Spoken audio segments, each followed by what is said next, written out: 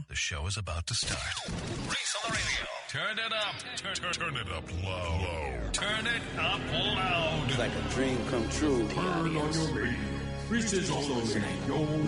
Yo, let's get it.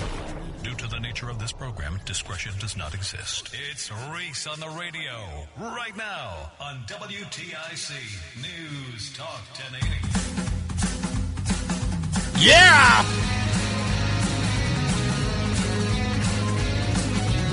Let's get the Monday going. You scallywags, nutmeggers, you conversationalists all over the fruited plain, make some room for the haters. It's Reese on the radio on WTIC News Talk 1080. I hope everybody had a wonderful weekend. The weather in the latter part, in fact, Saturday was great too. It was just all around great weather. It took a long time for it to get here, but it finally did. Mid-May, finally seeing some warmer temperatures. I was looking forward to that right here in Connecticut. And I thought it would never get here, but it's finally here, and it's great. And I hope you guys had a wonderful weekend. I will tell you all about mine because I got an opportunity to see a lot of you delegates, patriots, and just average folks at Mohegan Sun, which was just fun. It was great to take the boy there, Roseanne's son Ellis. It was great to take him there. I don't think he cared one bit, but he was there. He found it interesting. For him, it was the first time to see his mother in that limelight. With people walking up to her saying, "Hi, Roseanne," It's like seeing his mom as a sort of quasi-celebrity in a weird way. To be known by the masses like that. He's lived his whole life with his mother. He's never seen her in that way. So he thought that was cool.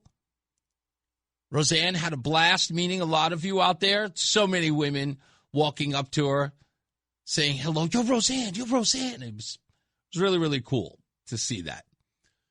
At one point, some women walked right past me. They were like, "Hey, you're Reese. Okay, enough with you." Made a beeline for Roseanne. And let me tell you something. This proves my genius.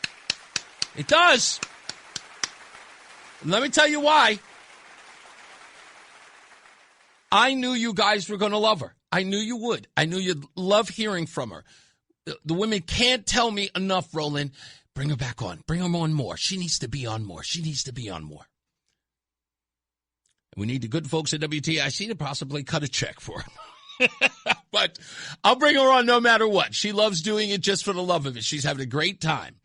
And she loves the encouragement that she gets from you folks. So she'll be here on Wednesday without a doubt. She's just dealing with some home stuff. We got to have a part changed in our car. She's trying to get that done. She's got to deal with our home in Texas. So she's dealing with a whole bunch of inner workings of the Reese on the radio and Roseanne on the radio household. But she'll be here on Wednesday, if not sooner. In fact, she's working on a story right now about Ned Lamont and his wife's business. So she'll tell you all about that on Wednesday, what she's been able to glean. We've got some other investigative reports that are coming up about the Department of Housing, or as I like to call them, DOE! That's what it stands for, Department of Housing. We have investigation into that. We're going to be talking to a gentleman who has filed lawsuits and FOIA requests, who has so much meat, not dirt, meat on what's being done at the Department of Housing and the people who are in charge. We'll get to the bottom of that. We also have a meeting coming up this Sunday. And I think it is happening. In fact, I can say with certainty that next week we will have an exclusive interview for you with Jonathan Nietes. Or Nieta, I think that's how he pronounces his name. For those of you who remember who he is. And for those of you out there who are listening, what? Don't try to put the kibosh on this. This interview's happening, whether you like it or not.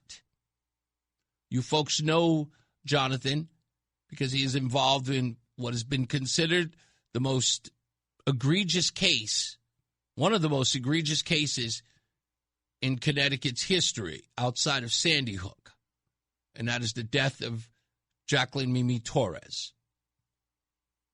So we're going to talk to him. That's being arranged. So we got a lot of stuff that's coming up. In fact, John Bolton will be here on Wednesday. We've got a minority leader, Vin Candelora, also tomorrow. We've got the mom that was involved in the tickler case, as they're referring to it, at the Solomon Schechter School. Samantha will be here tomorrow. George Austin, who won his primary, will be here on Friday. So a lot of stuff going on. So we will tell you about all of those things. Oh, and don't forget, we also got each year we do goodness gracious, now I'm forgetting it. It is Canines for Vets. And I don't want to screw this up because I always screw up. I'm going to screw it up if I don't have it in front of me. It's Canine for Connecticut Vets. That's our charity. We're trying to reach $25,000 for a canine to be partnered with a Connecticut vet. And we're going to talk to Justin Prosser, who was the recipient of a canine back in 2024. He'll be our guest later on this afternoon. Also, DJ Duarte, who went to, I believe, his first GOP convention, will be here as well. He was my on-the-scene reporter, and he is going to have some very interesting news as it relates to Aaron Stewart. TJ Duarte, overheard a conversation at the convention that relates to Aaron Stewart. He'll be here at 5 o'clock to tell you all about that. So we are loaded for bear this week on anything and everything that's going on in Connecticut. And I want to thank everybody who's made that possible this week. I start off the show with a heavy heart because when I got into Connecticut, like any radio market that you go into, you always show respect to the people who've been here before you. They know it. They've been inside the inner workings of how this state operates. And so you learn from them and you listen to them. You pay close attention. You let them guide you. You show, and by showing them that respect, they will let you in. They will bring you along. You know what, Reese? You got to be here. You know what, Reese? You got to be there. Let me call this guy. I know him. Go do this thing. He'll wait for you at the door, give you the grand tour. And you've all done that for Reese on the radio. You all have. So when you guys say something, I listen. And I listen intently. Now, that doesn't go without saying that I do my homework too. But not because I'm sort of checking behind you. I'm not behind you with like grading your paper. That's not how I operate. I'm going to say, oh, he said this and that turned out to be not. No, that isn't it. I just listen and I observe and I try not to do a lot of talking. I investigate. My research, as they say in the hood, is thorough. I am often commended for that. I love when people stop me and say, it's like, man, you do your research. Thank you for that. Because that is for you. That's not for me. A lot of people want to do, they want to sound like they know everything. No, that's for you. It's for you to be able to trust me. But now, back to my heavy heart. I walked into the convention. And to see all of those people I've never met. Many of them I have, but most of them I've never met. Just stand around and they're talking amongst each other, whispering, talking to the news media. It's like everybody knows each other, right? You're the outsider at a club. And some people will walk up and say, hey, Reese. Yeah, yes, nice to meet you. Shake your hand, blah, blah, blah, but you don't get in anybody's way. You just observe. You see who's talking to who.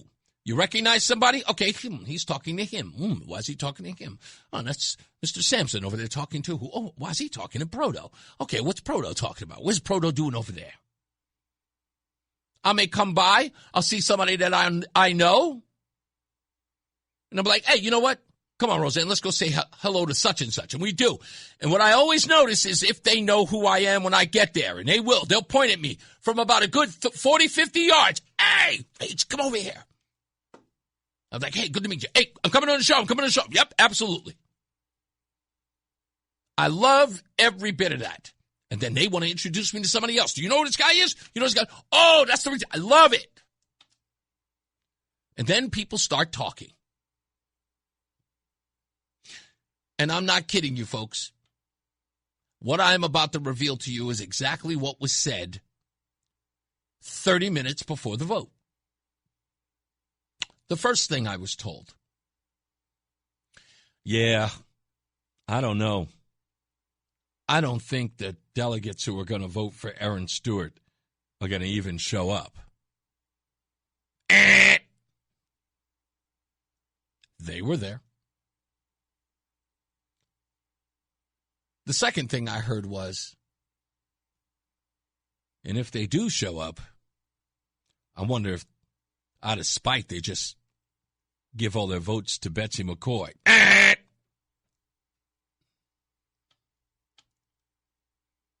The third thing that I heard was, hey, how's the campaign doing? Their answer, hey, looks like we could get 15% without a doubt. I'm even predicting we get 30.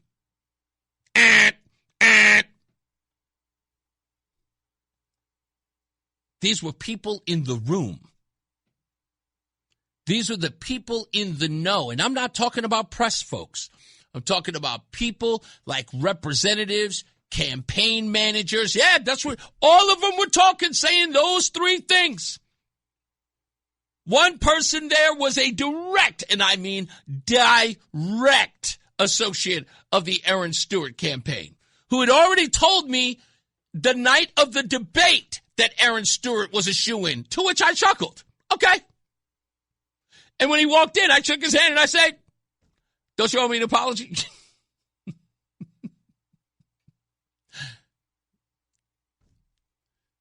I don't mean to be like this, folks. It's not me. It's not. I swear I don't mean to be like this. You bring this to me. It's the reason why I wrote this week's Substack. Please go check it out. It's at ReeseOnTheRadio.com. It's the reason why I wrote it. I told you guys when I got here, things were gonna change. You didn't believe me. Why? Because you had been inundated with the idea that things were just going to go the way they were supposed to go. But I told you, it had to change. It couldn't be the same. People get tired. People get concerned. People have to adapt. They just do. Why do you think Ryan Fazio got 92% of the vote? Why do you think Ryan Fazio did not have a problem persuading so-called Aaron Stewart delegates? Why do you think? Do you think it was because they just abandoned her and they all of a sudden hated her guts? No! Because they had their eye on the ball. This isn't about Aaron Stewart. I warned Aaron Stewart's campaign of that on February 15th of this year when I wrote the op-ed. My op-ed said, we don't want to fight, but we don't want a coronation either. And I said this was going to be up to the voters. This was going to be up to you. That's who was going to decide. Let's be honest, folks. You're going to be the decider here. everything that happened here was not done by, you can't blame Ben Proto for what happened to Erin. Erin Stewart's issues are her own. You know that, I know that. You can be angry that it happened, but this is not something that happened to her. No, lightning did not strike her campaign. This was a campaign built on a horrible foundation. That's how that worked. But I was talking to, goodness gracious, why am I forgetting his name now? John Bolton today, who's running for Attorney General. And I said, you have to look at this the way that you do, or way that you did with the New England Patriots. When Drew Bledsoe gets injured, and they bring in the sixth-string quarterback. Was he sixth-string? He was sixth-round pick. Skinny, frail, guy nobody knew of, Tom Brady. You, in hindsight, what do you say? I would have broken Bledsoe's ankles myself. Wouldn't you? Of course, at the time, you were going, oh, no, what now? And now you go, thank goodness. That's what those delegates said. They got over it in, 36 hours? Because the objective is beat Lamont, not resurrect Erin. Beat Lamont. Do we all want that? Yes, without a doubt. Do you? All of you Erin supporters, do you want her? Do you want Lamont out of office? Yes. Fine. That's your focus. I heard these people talk about it, I still won't vote for Ryan. Okay. I guess you're voting for Lamont. Well, I'm not voting for anybody. I guess you're voting for Lamont. We know how this works. I'm not done here. I got so much more to get into on here, but the clock, it demands. So we'll take a break. We'll come back. I'll tell you a little more about this, and then we'll also get into Josh Elliott and what a lot of people are not learning about that race already. And I'll explain when we return. It's Reese on the radio. Fan of WTIC? Then do us a favor. Download the free Odyssey app and favorite WTIC. All right, we're back. Reese on the radio here. And again, I only bring up this deal with all of these prognosticators for a reason. And I do know what's happening. And I hate having to do it, but I got to do what they, I'm supposed to do, and that's keep it real. Some people are taking advantage of the whole idea that I'm new. And that's the reason why they keep prognosticating to me. Is they keep saying, well, you're new. It's almost like, bless his heart. He ain't from around here. This is how things are done. And when I see that and I hear that, I know it's condescending, but, my attitude, look, I'm gregarious. I'm a button pusher habitually.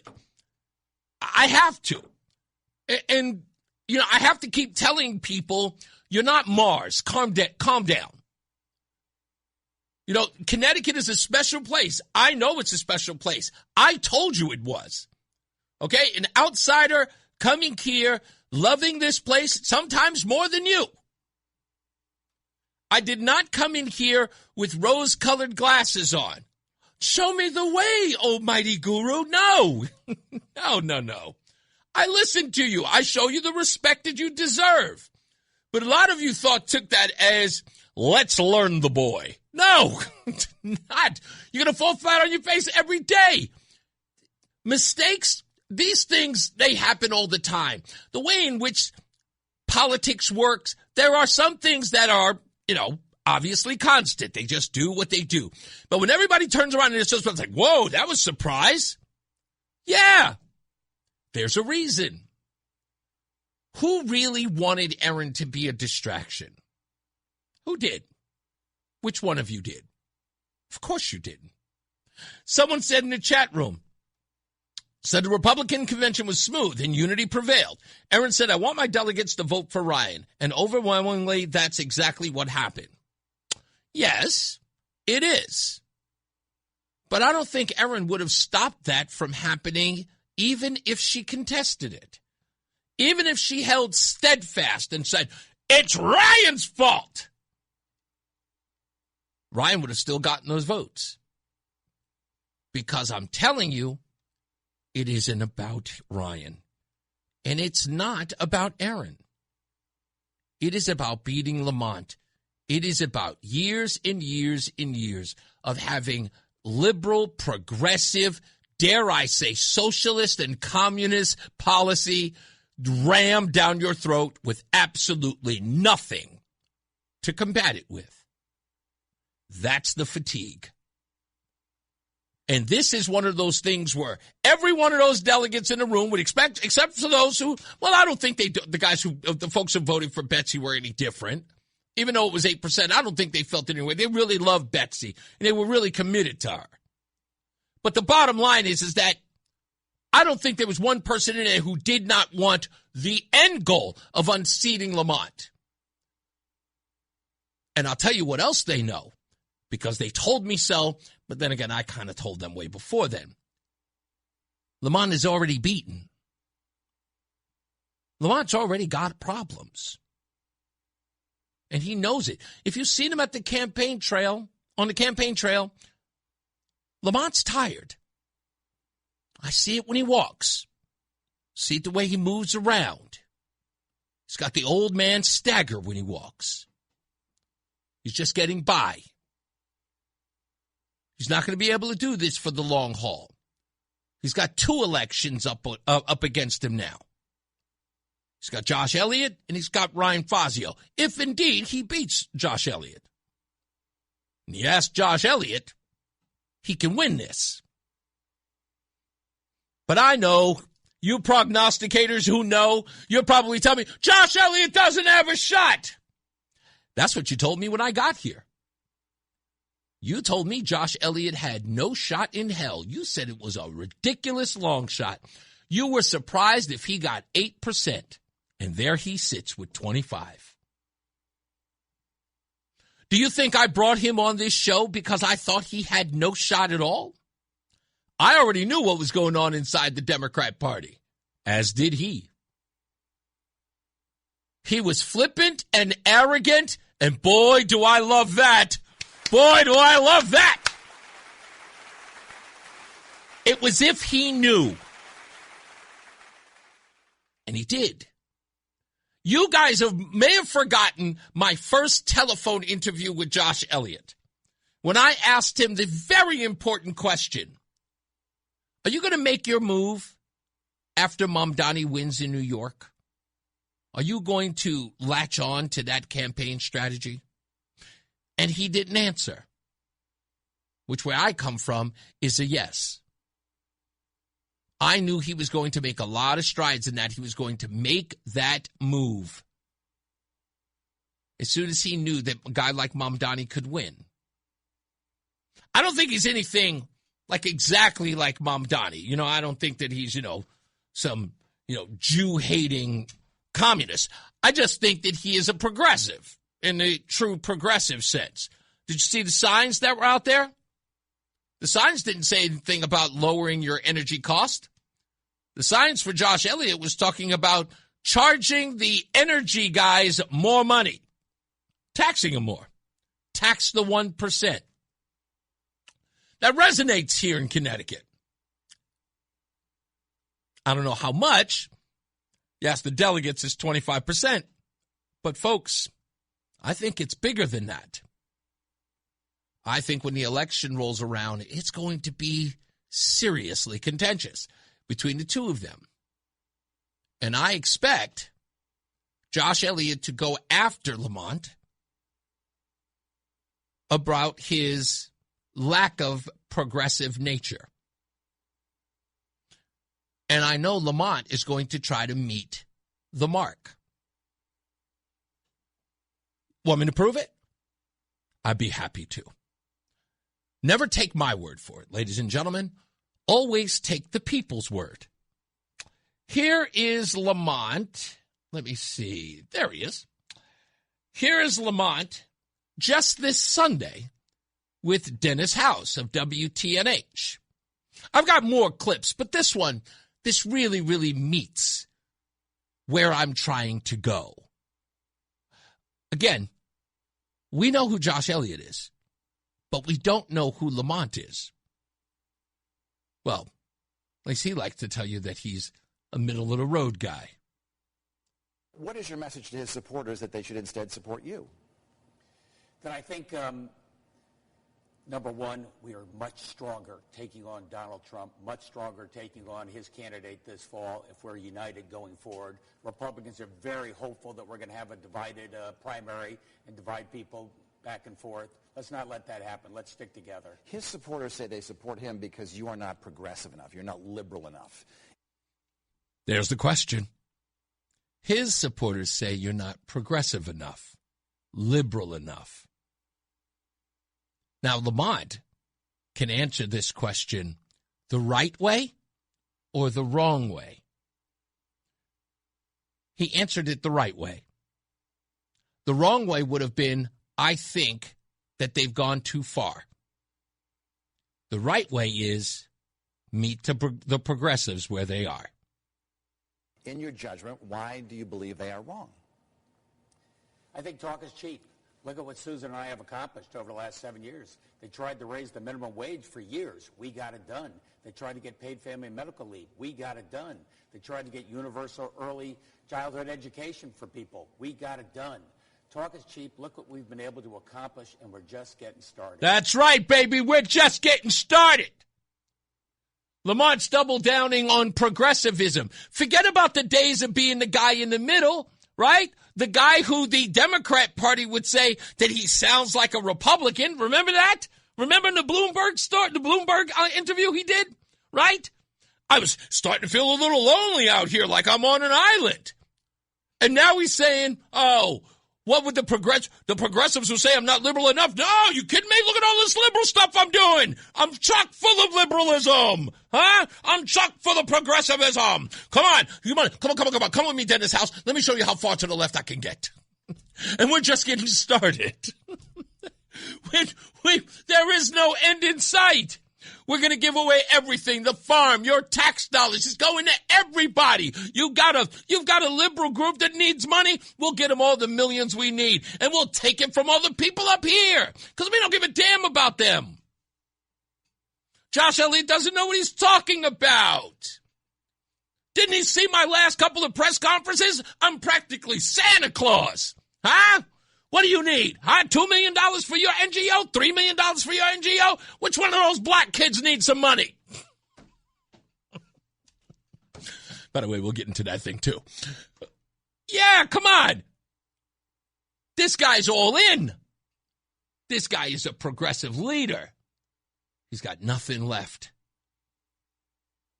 He can scream and holler all day about Donald Trump. That's not his problem. He wants to make this election about Donald Trump.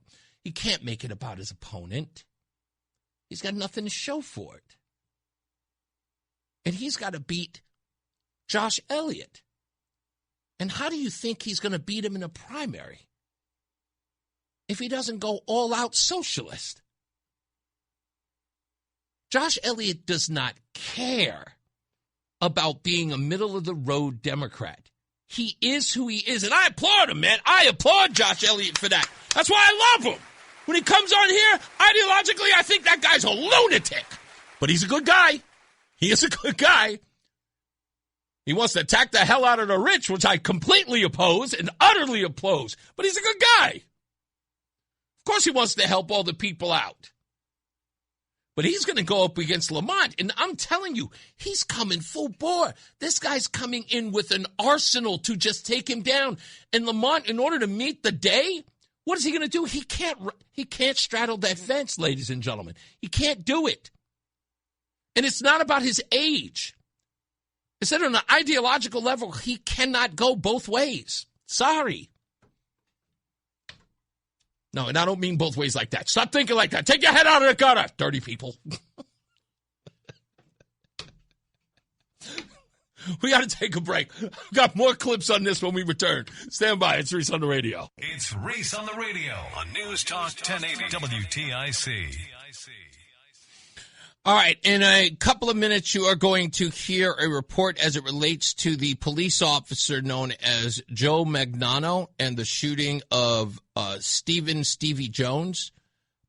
There was a court case that just took place about an hour ago.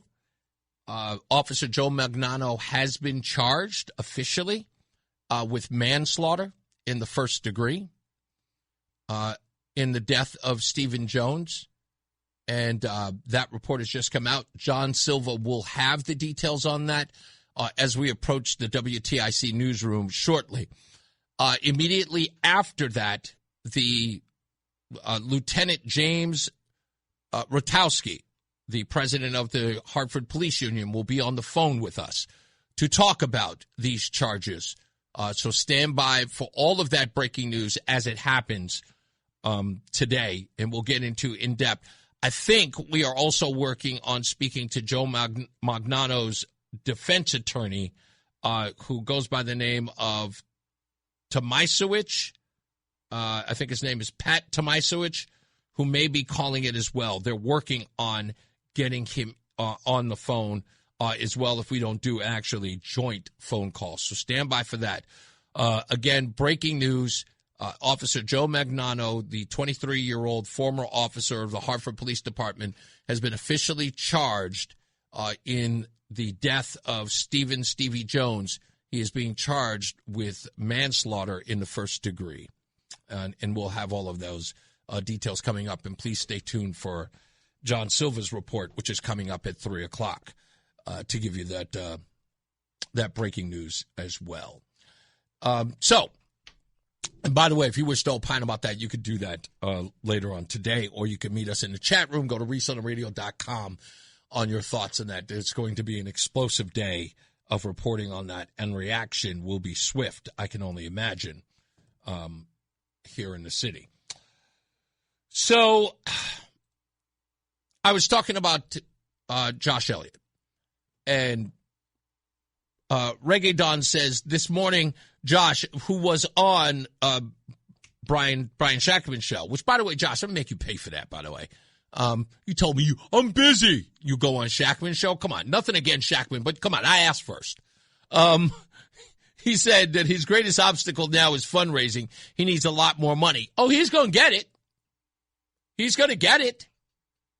And I'll tell you how, because right now, progressive groups, and that's everything from the Democrat Socialist of America to Indivisible, who are the other one? The Communist Party of Connecticut.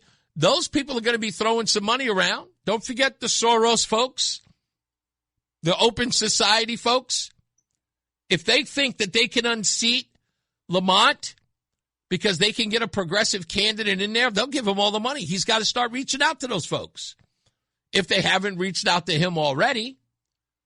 Look, if I know anything about the Democrat Socialist of this country and very much this state, Josh Elliott fits the bill. Come on. You can't have an old billionaire represent socialism. Come on. I got people telling me all day, every day, oh, he's going to get a third term. Really? Really?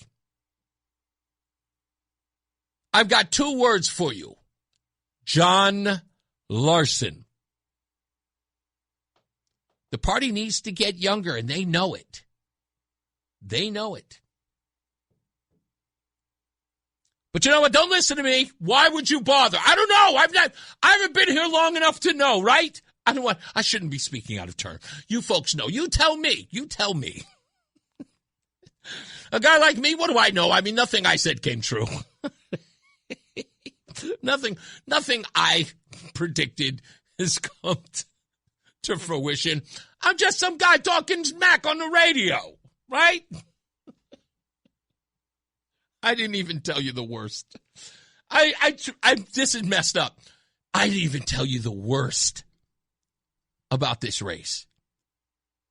There are so many things I could tell you that I haven't told you. And people who meet me, who have met me, and you guys know who you are, I tell you some stuff I never say on the air. It was like, you can't say it on the air. Because I can't.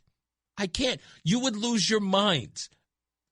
That's why Mike Ortiz had to come in here last week and say it. He was like, you called it. And I was like, I know, but nobody wanted to listen. I told everybody off the air. If I had come on the air and said, she's leaving, she's out of the race, she would have stayed. So I kept it to myself. Okay. And again, I'm very, very elated to see this primary go out. I love it. I love that we're going to see this primary. And God bless the team over at Ryan Fazio. His campaign, let me tell you this. Talk about having a 6-month head start. Because that's what this is. A 6-month head start, leave no stone unturned. And they're not. Because I tell you, there's a little secret weapon that's going on around town. When you find out about it, you're like, yeah! But that's coming soon. Let's get to that breaking news. It's coming up in a moment right here in the WTIC newsroom with John Silva. We'll be back. It's Reese on the radio. Makes no sense at all. Now on WTIC News Talk 1080. I would assume Lieutenant Rutkauski, or Ruddy as I refer to him, is in talks with the news media locally. He had planned on calling here directly, but we haven't heard. Oh, he's there. Oh, wow. I just turned around. There he is. I wasn't expecting him. I literally turned my head. He wasn't there. Anyway, let's get to the phone. There he is. James, thank you for calling in so soon. I was worried about you. That's why I sent you a text. No worries, brother. My pleasure. Hey, listen, I know you're outraged, man. Just tell me what's going on down here. So they dropped a manslaughter in the first degree warrant for Joe. He was just processed in New Haven, and he bonded out, and he has a court date for June 5th. Okay. All right. So that gives him a little bit of time to gather, I guess, the defense. I'm assuming you had a conversation with his attorney. And by the way, his attorney's name is Tomasowicz? Patrick Tomasowicz. All right. Patrick Tomasowicz.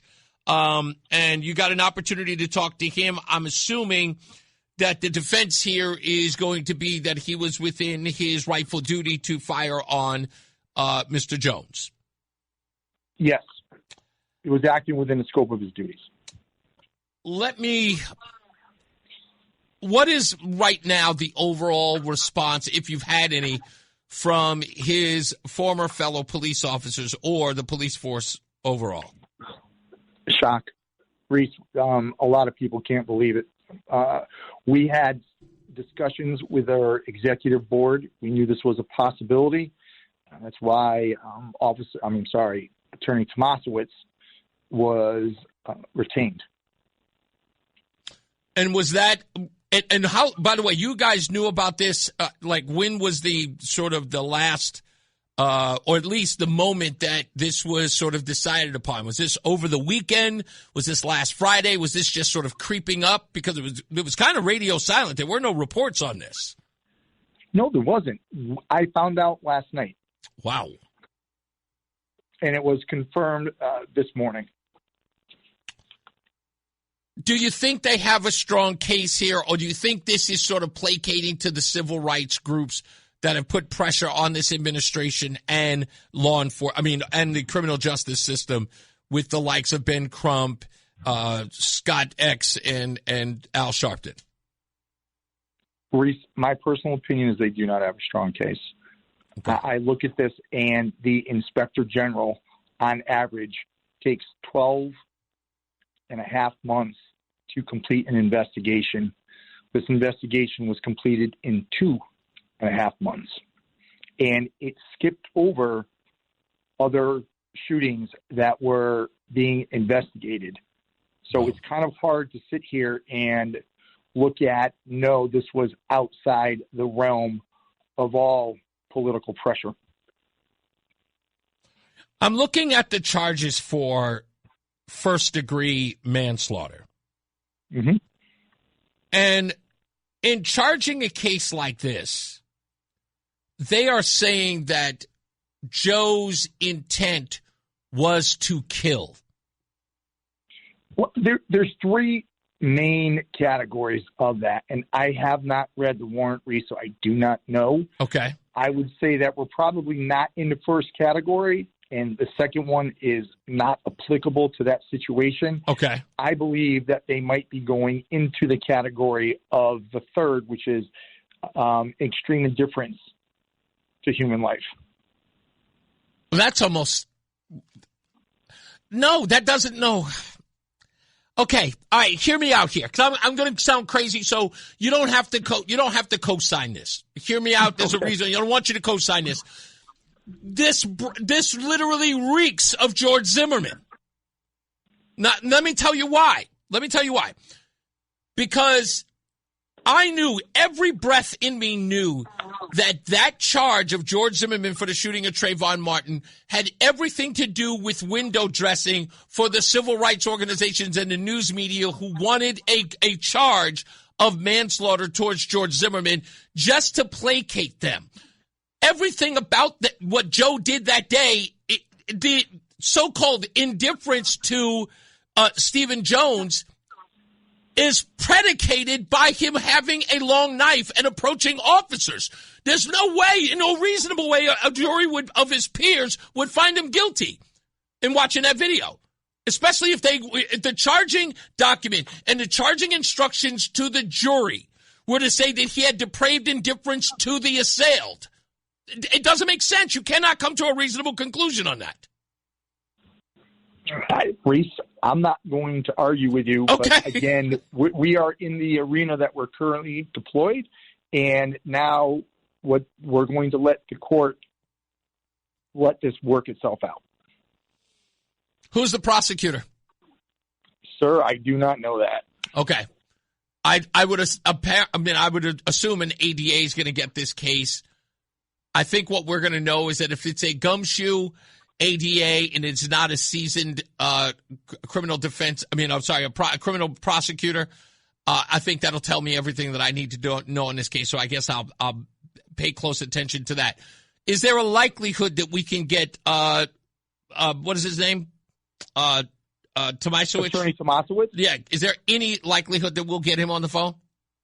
I can talk to Joe's attorney later. Okay. And see if he'll call up, Reese.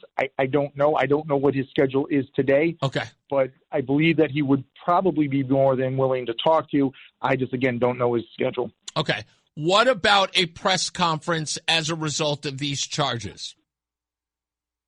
I'm going to be meeting with some of the media channels in a little bit. Okay. I don't want to hold a press conference right now because we're in the initial stages. We'll have to see how this works itself out. Okay. But I'm definitely going to be answering some questions and probably be on the news later tonight. I would expect as much. Can you, and I know you probably can't do it now because this literally happened a little more than an hour ago or a little less than an hour ago. I think it's going to be important to the citizens of Hartford to know what the sentiment is in the police department, because not that they would be or have any apathy towards the citizens, but I'm sure there's a degree of, what we call the Ferguson effect in situations like this. Will you be able to at least discuss that with me sometime this week when we sort of get what the morale is? Yes, we can go further into that, but I can tell you right now, Reese, that the department is in shock that there's a manslaughter 1 charge for this, for something we trained Officer Magnano to do in the situation that he was deployed in. I feel for this kid. He's only 23 years old. I'm sure he's a mess, without a doubt. I'm sure you've talked to him, and he's, again, feels like his life is completely over. Again, as I told you before, please send just send our support to him. This audience has been rooting for him, pushing for him. We back the blue here. You know that. We saw the videotape, so we are not speaking out of turn when we say that what we believe he did was justified and he should not be going through this. This is a political witch hunt, if there ever was one, because this is to ingratiate oneself with the likes of Al Sharpton and Benjamin Crump and the cronies over at the NAACP. And this is not justice. This is cronyism. This is civil rights cronyism in the worst way. In Reese, I look at this and go, I have faith. And I have faith in God, and I have faith in our judicial system and due process. And that's where we're going to have to be. Absolutely. Godspeed, James. We'll talk soon, okay? Absolutely, Reese. Thank you. You got it. Thank you. James Rutkauski, Lieutenant James Rutkauski, the president of the Hartford Police Department, on that breaking news about former officer Joe Magnano being charged with manslaughter in the first degree in the shooting of Stevie Jones in North Hartford. I don't even know what to make of all that, but we'll be covering it pretty much in-depthly, and because of my relationship with James, I will anything that I find out or glean in this case that I can share with you, I immediately will, and give you details from back to front until we get to an actual trial or something else. We'll just figure out what it is when we get there. Don't forget, coming up on the show today, we're going to be speaking to Justin Prosser, who is the 2024 recipient of a canine, a service dog, from the folks at Canines for Connecticut Vets. By the way, if you wish to donate to them, we're trying to raise at least $25,000 for Connecticut, Canine for Connecticut Vets. To do that, please go to WTIC.com/vet. That's WTIC.com/vet. Also coming up, TJ Duarte is going to be on the program. He'll be reporting to us about his experience at the GOP convention, what he saw there, and what he overheard. As someone was talking about Erin Stewart and what she is doing, or what she was doing, at the time of the convention. He'll share that with us when we get here. So don't go away. And if you do have to go away and you want to know, come back at 5 o'clock, because TJ will be sitting right there to tell us all about it. Also, we got audio sound bites, the stupidest thing I read today, coming up as well. Let me see. What else do I have there? Blah, blah, blah. Oh, I got to talk a little bit more about Josh Elliott. And again, I don't understand how you don't come on my show first, Josh. I asked first. You know, I did. I asked first. You know, at least you could show me some love. I don't get it. Let's go to the phones real quick. Rich is in Windsor Locks. How you doing, Rich? Hey, pretty good, Reese. Hey, I got to tell you, man, I can't believe that the politics in this state have gone that far where somebody's coming at you with a knife that they criminally charge him. This is total politics. It's terrible. And I wish they understood that this is, this isn't the 1980s where people say, we know it's politics now. Because again, the usual suspects did all the performative stuff before we got here. Which shows, which shows us that this was not on the up and up. Yeah, this is all politically motivated, and they're using, I can't believe that they're using, that kid had obviously a mental problem. Yeah. And he was suffering. And unfortunately, at that short distance, he was going to hurt somebody. You know what I found incredible about terrible. You know what I find incredible about this, Rich? This is the part that I find incredible. Have you heard one word about Everard Walker?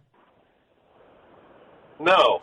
Everard Walker, just about 9 days before Stevie Jones was shot, Everard Walker was having a mental episode, and he was also shot by a police officer in Hartford. And he died. Oh, yes. Right? Yeah. He was a Jamaican gentleman. Yes. And what did the police, and what did the lawyer or the attorney who was a spokesperson for the family said? They went so far as to say that Everard was carrying a 4-inch knife that all Jamaican men carry. They tried to turn that into a civil rights issue. They tried to turn it into a rabble-rouser thing, and there was no what do you call it? No Al Sharpton, no Benjamin Crump, no one. Even when they had the Stevie Jones story, they did not even include Everard Walker's family in this case. And the situations were the same. Both men carrying knives, both men shot by police. And they didn't even bring it up. There was no racial issue, no racial component to the story. And I add some semantics to this, and I'll let you respond. My semantic part is that Stevie Jones is a light-skinned black guy. Everard Walker's a dark-skinned black guy. He met all the makeup. He met all of the makeup of what civil rightists call the so-called racial component in these cases. And you haven't heard one word about him. No, and you won't. Yep. But maybe now, the current mayor of Hartford, I don't want to mispronounce his name, but we just call him Arunin. We just call him Mayor Arunin. He's a total disappointment. I just can't believe, He said he'd do a lot. Well, I don't see a lot happening in Hartford, like he said. Well, remember what he did. Remember what he did at the ICE protest, right? Remember the hit and run accident he said he was investigating, or the hit and run incident that he was investigating? Yeah, we never heard a word about it. Never heard a word about it. Once we produced the video it didn't happen. That's right. Exactly right. This thing, all of this stuff is politics. It has nothing to do with justice, and it's disgusting. I got to let you go. Let me grab a few here. You got it, boss. Let me go to Lori. Hello, Lori. Hey there, Reese. So my nephew is applying to become a state police officer. Mm-hmm. And this is like intentionally designed to discourage people to become police officers because there's no support or cover anymore. Why would anyone want to try to get into this field knowing that they're just going to be thrown under the bus? And I here's the thing about Mr. Elliot. I don't know him from Adam, bless his heart. But if I have to deal with a choice between Lamont and Elliot, I'll go with Lamont because Elliot thinks that Mondani is wonderful and he's just going to turn us into California. And I'm not having it. I agree with you. I'll tell you, you know what? If you had to, under the circumstances, you would be picking door number 2, and when you opened it up, it would be the same thing as door number 1. Lamont is going to go so far left, he doesn't have a choice. He doesn't. Yeah, well, so I on that thought, because as soon as you said that, I'm like, oh, wait a minute. It might be 2 doors, the same thing behind each door. Yep. Do you really think that he's just going to continue to go full steam ahead, even though, everybody's pissed about it? It's a permission. Listen, it's a permission slip. Do you understand that? Lamont, when Dennis House asked the question, what do you say to Josh Elliott's supporters who think you're not progressive enough? He never once said, well, I don't think we should be that progressive. He said, I've done this, that, and the third, and we're just getting started. Now, unless he's a complete denunt, which I have my feelings about, I think he doubled down on it. And I go to his chief of staff, and I go to his chief of staff's wife, who is part of the Working Families Party, who works currently with the Working Families Party. Ned Lamont is operating on a progressive and far progressive lens because I don't think he's operating on any one of his own statutes. I think he is party line politics now. No, you're right. And I should have thought about that before I even gave my answer. So, door number 3 is just pray that neither one of them make it in and work like crazy to make sure Mr. Fazio does. I hope that these 2 guys are forced to try to out-left themselves, that Ryan Fazio just sits idly by waiting for them to screw each other up so that then he can say, look at what they're fighting for, folks. More of your tech. That's what the 2 of them are fighting for. These guys are 2 rabid animals in a blanket fighting over who's going to spend more of your money. Right. Do you think that our legislators would try to do what they're trying to do in California and make it so that they're trying to make things much more complicated when it comes to the whole election process? I'm sure they'll try, but they have too much of a spotlight on them now. People think that no one's paying attention to Connecticut because we're just this one little kernel in the corner of the state. Trust me when I tell you we're not, because I've got people working behind the scenes that are calling the White House and calling the Department of Justice every day to make sure they don't keep that they keep their eye on this mall. Okay. Well, sir, thank God you're here. That's all I have to say about that. I told you I was coming here to make a change. I'm not leaving without it. I reckon you are. Thanks, Lori. Bye. Bye. Yeah, I was holding off on that one. But, yeah, you could damn well bet this team is in constant contact with Washington. That's our mission. Not to keep their eyes, because you guys asked for it. I remember the day. We need Washington to pay attention to what's going on up here. And I heard you loud and clear. And when I tell you we're on it every day. We'll be back. Stand by. More news, more views. I'll get to the other phone calls when we return. It's Reese on the radio. Spider-Man. Hey, he's your friendly neighborhood Reese on the radio. Right now on News Talk 1080 WTIC. Hey, well, I'm going to get through these phone calls real quick, but then I want to sort of acknowledge you, if I could, today. So stand by for that. Let me get to our good friend, Mark Walsh. Mark in West Hartford. Mark from West Hartford on X, by the way. Don't want to get that wrong. What's going on, boss man? So this is almost unbelievable. I hope HPD President, Union President James Rutkauski is listening. But is this some type of new strategy for Hartford for recruitment and retention? Do you remember a couple weeks ago, James, I hope you're listening. He was there. To everybody, James said to them, listen, he talked to all of us. He said, listen, if your son or daughter or loved one wants to be a cop, tell him definitely in the state of Connecticut. He was all-encompassing, and then he made sure, he said, especially not in the city of Hartford. And what did those Hartford elected officials all say? Yeah. They all wanted him to get fired for saying that. Said that what are they doing to encourage anybody to think about hiring or going there for employment in public safety? And again, that's the whole deal. I know that I've seen some of those cops, Mark, and I know you know as much as I do. These cops are young, which again, in and of itself is miraculous for a police officer to be able to do, to get young people who are from the community to join the force. But if they are going to be impugned in this way, if they're going to have their livelihood and their freedom, be it jeopardized by one of these people having an episode, if you will, and having to risk their lives, and if they make a decision that it may be under the scrutiny of people who are public officials, they're not even police officers.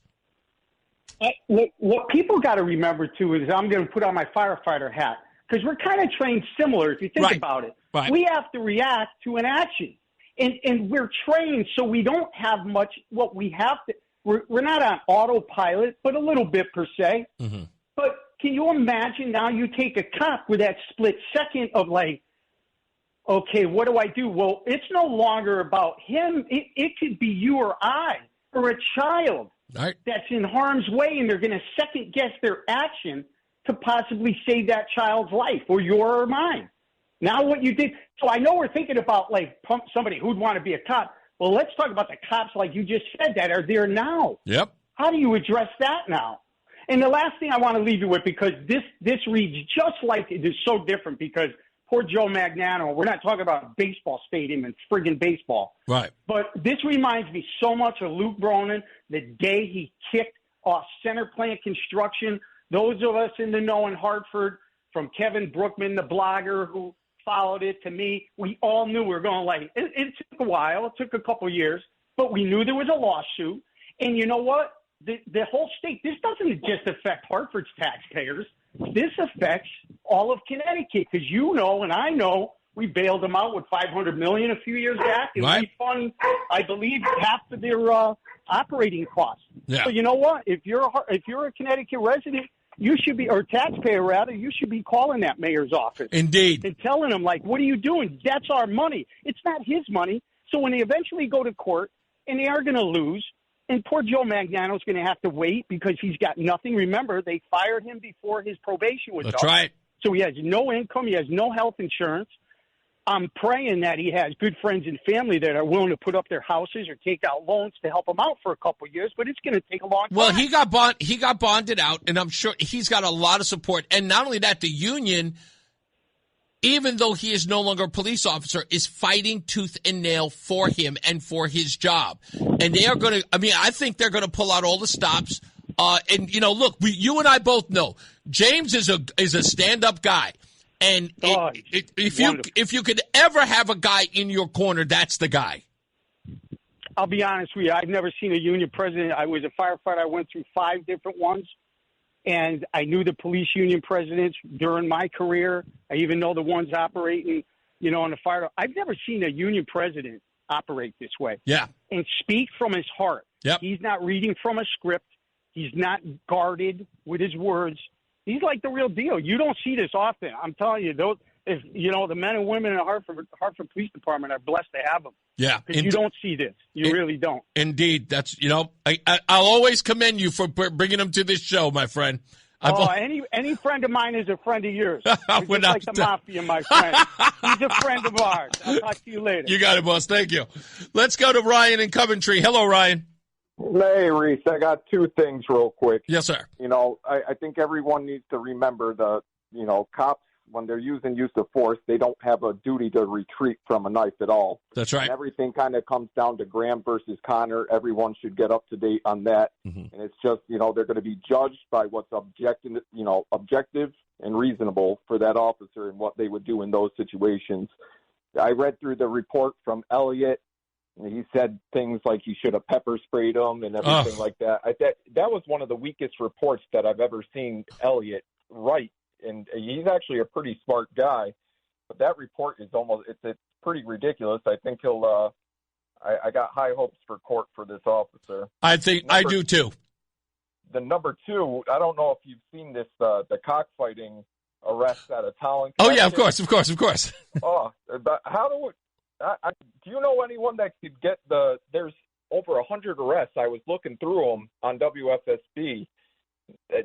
We'll never find out if these people were illegal immigrants or not, but it seems like there's a high probability of it. And, obviously we're not going to get fair answers out of the media. Let me put it to you this way. Don't fret. We're going to have all that information. When I heard that there were 100 arrests, I knew we were going to be painstakingly going through every person, which we will. We do know that there are 300 birds that were in question. That's the even crazier part. But we're going to go through every name, and we're going to go through every database that we can to find out how many illegals were involved. Without a doubt. That's unfortunately, because of where we live, Ryan, we have to do it. I don't care if anybody says, well, that's racist. Don't care. Cockfighting is just not known amongst the Irish. 100%. 100%. And we can't, it's like, in an election year like this, it's obviously on the Democrat side, they're using that as a way of getting elected. It would be almost unfair for the citizens of Connecticut not to know, at least. Exactly.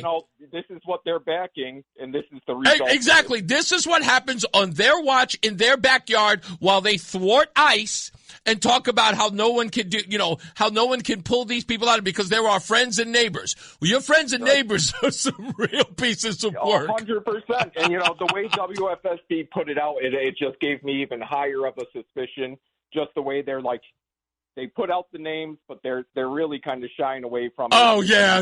What they would do in those circumstances. Listen to me, my guy. When I tell you my guys are on it, we're on it. That's the first. Look, you know me. I'm not gonna be shy away. I was like, first thing I told my guys, and I said, I want to know every illegal out of those 100. I don't care if it's just 12. I want them all. All of them. That's right. All right, Reese. Have a great one. You got it, boss. Thank you. Yeah, we leave no stone unturned here. And look, I think Ryan is 100% right. This is Murphy's Law, okay? It's like whatever you suspect is going to go wrong is going to go wrong. And it's also Arkham's razor. Exactly what you propose is probably the truth. My friend's son was responsible to euthanize them. Really? Is that true? No. Dad, the youth, really? Dawn, Dawn, you got to hit me up in my text message and let me know what that's about. Let me see. Fazio's campaign since he looks like Clark Kent is a bird, it's a plane, it's Superman. Nice slogan, John says. Yeah, you might be right about that. Reggae Don says only 5.1% of sworn Hartford Police Department officers actually live in the city of Hartford. With roughly 400 sworn officers on the force serving a city of about 125,000 residents. The overall fraction of Hartford residents who join the police is less than 0.02% of the general population. And not a question as to why, huh? That's interesting. That is interesting. I think I know why. But you don't want to really come. It's low-hanging fruit for me to say that. Low-hanging fruit. When we come back, stand by for this. I don't think I'm going to have enough time for this. I want to acknowledge a great deal of people when we come back because you did something I didn't think was going to happen from Friday. Was it Friday? Yes, Friday's show. And I'm overwhelmed by your reaction to it. But I promise you, as I told you, there would be more of it, and there will be. Without a doubt, we're going to continue to do that kind of reporting. So until they tell us that we can't, and then that will be the story. And trust me when I tell you, that story's coming. So we'll lay all that stuff out for you as well. Let me see. Also coming up, we got the traffic and weather and the BPS Lawyers Traffic Center. We got audio sound bites, stupidest thing I read today. Then we got some guests coming up. We got TJ Duarte with some breaking news about Aaron Stewart. And then we've got, why am I forgetting the name? I remember it every year. Canines for Connecticut Vets. I don't even know if it's Connecticut Vets for Canines. It's Canines for Connecticut Vets. Canine for Connecticut Vets. We will have Justin Prosser, the recipient of a canine in 2024. He'll be our guest on the program. If you want to participate and lend some money or give some money away to this cause, please go to WTIC.com/vet. WTIC.com/vet. We'll take a break. We'll come back. More news, more views when we return. It's Reese on the Radio. It's Reese on the Radio on News Talk 1080 WTIC. So I got to give you guys a round of applause. And let me tell you why. Now, I really, really relish in the opportunity to go out and talk to public officials who I feel are not being asked the important questions, especially those on the left. And those politicians who get these softball interviews, they irk the hell out of me. And I know they irk you. And when I first got here at WTIC 4 years ago, that was a constant theme. Ralph in South Carolina called every day on this program for years about how the news media did not hold these people's feet to the fire. And I'm sitting at home saying to myself, well, I'm in Texas, of course, sitting at home saying to myself, I am so sick and tired of Ralph calling me about that. Nothing against Ralph, but I'm just sick and tired of him calling me about it. And then when I knew that I was going to get the job and I was going to be here, and Janine said, okay, you're going to get the job, but you got to be here, right? And I was like, yeah, absolutely. And I'm thinking about how I'm going to introduce this job. What am I going to do different? You know how they always say, it's like, you can't reinvent the wheel. I'll give it a try. That's just my nature. I probably won't reinvent the wheel, but I have to give it a go, right? I hate conventional wisdom. And so I said, you know what, I am going to do the job a little different. Now, I know all the big names that are out there. They do their show from behind this desk, as many of these guys do. And they can. Sure, they're well-informed. But I said something about this needed something more. And I had done this before. In my early days of radio, when I worked at Hot 97, I was going out for the morning show. I was going out to events, and I was getting results. I got rappers removed from our radio station playlist because I caught them on tape saying some very unfavorable things about the network that I worked for. Yeah, the famous KRS-One from Boogie Down Productions. Yeah, it was me who got him banned from the station. In an interview I did with him, an impromptu interview in Harlem. And I remembered that from early 2003, and I said, yeah, I want to do more of that. And so I took people like Ralph, who called here and can't stand that, and said, I'm going out there to go hold these interviews right to their face. And I'm going to ask them the questions that you ask right here on this program. Why sit up here and talk about why they're not asked? Let's go ask them. Why complain about what network isn't asking? We're a network. Let's go ask. And they've got to respect it.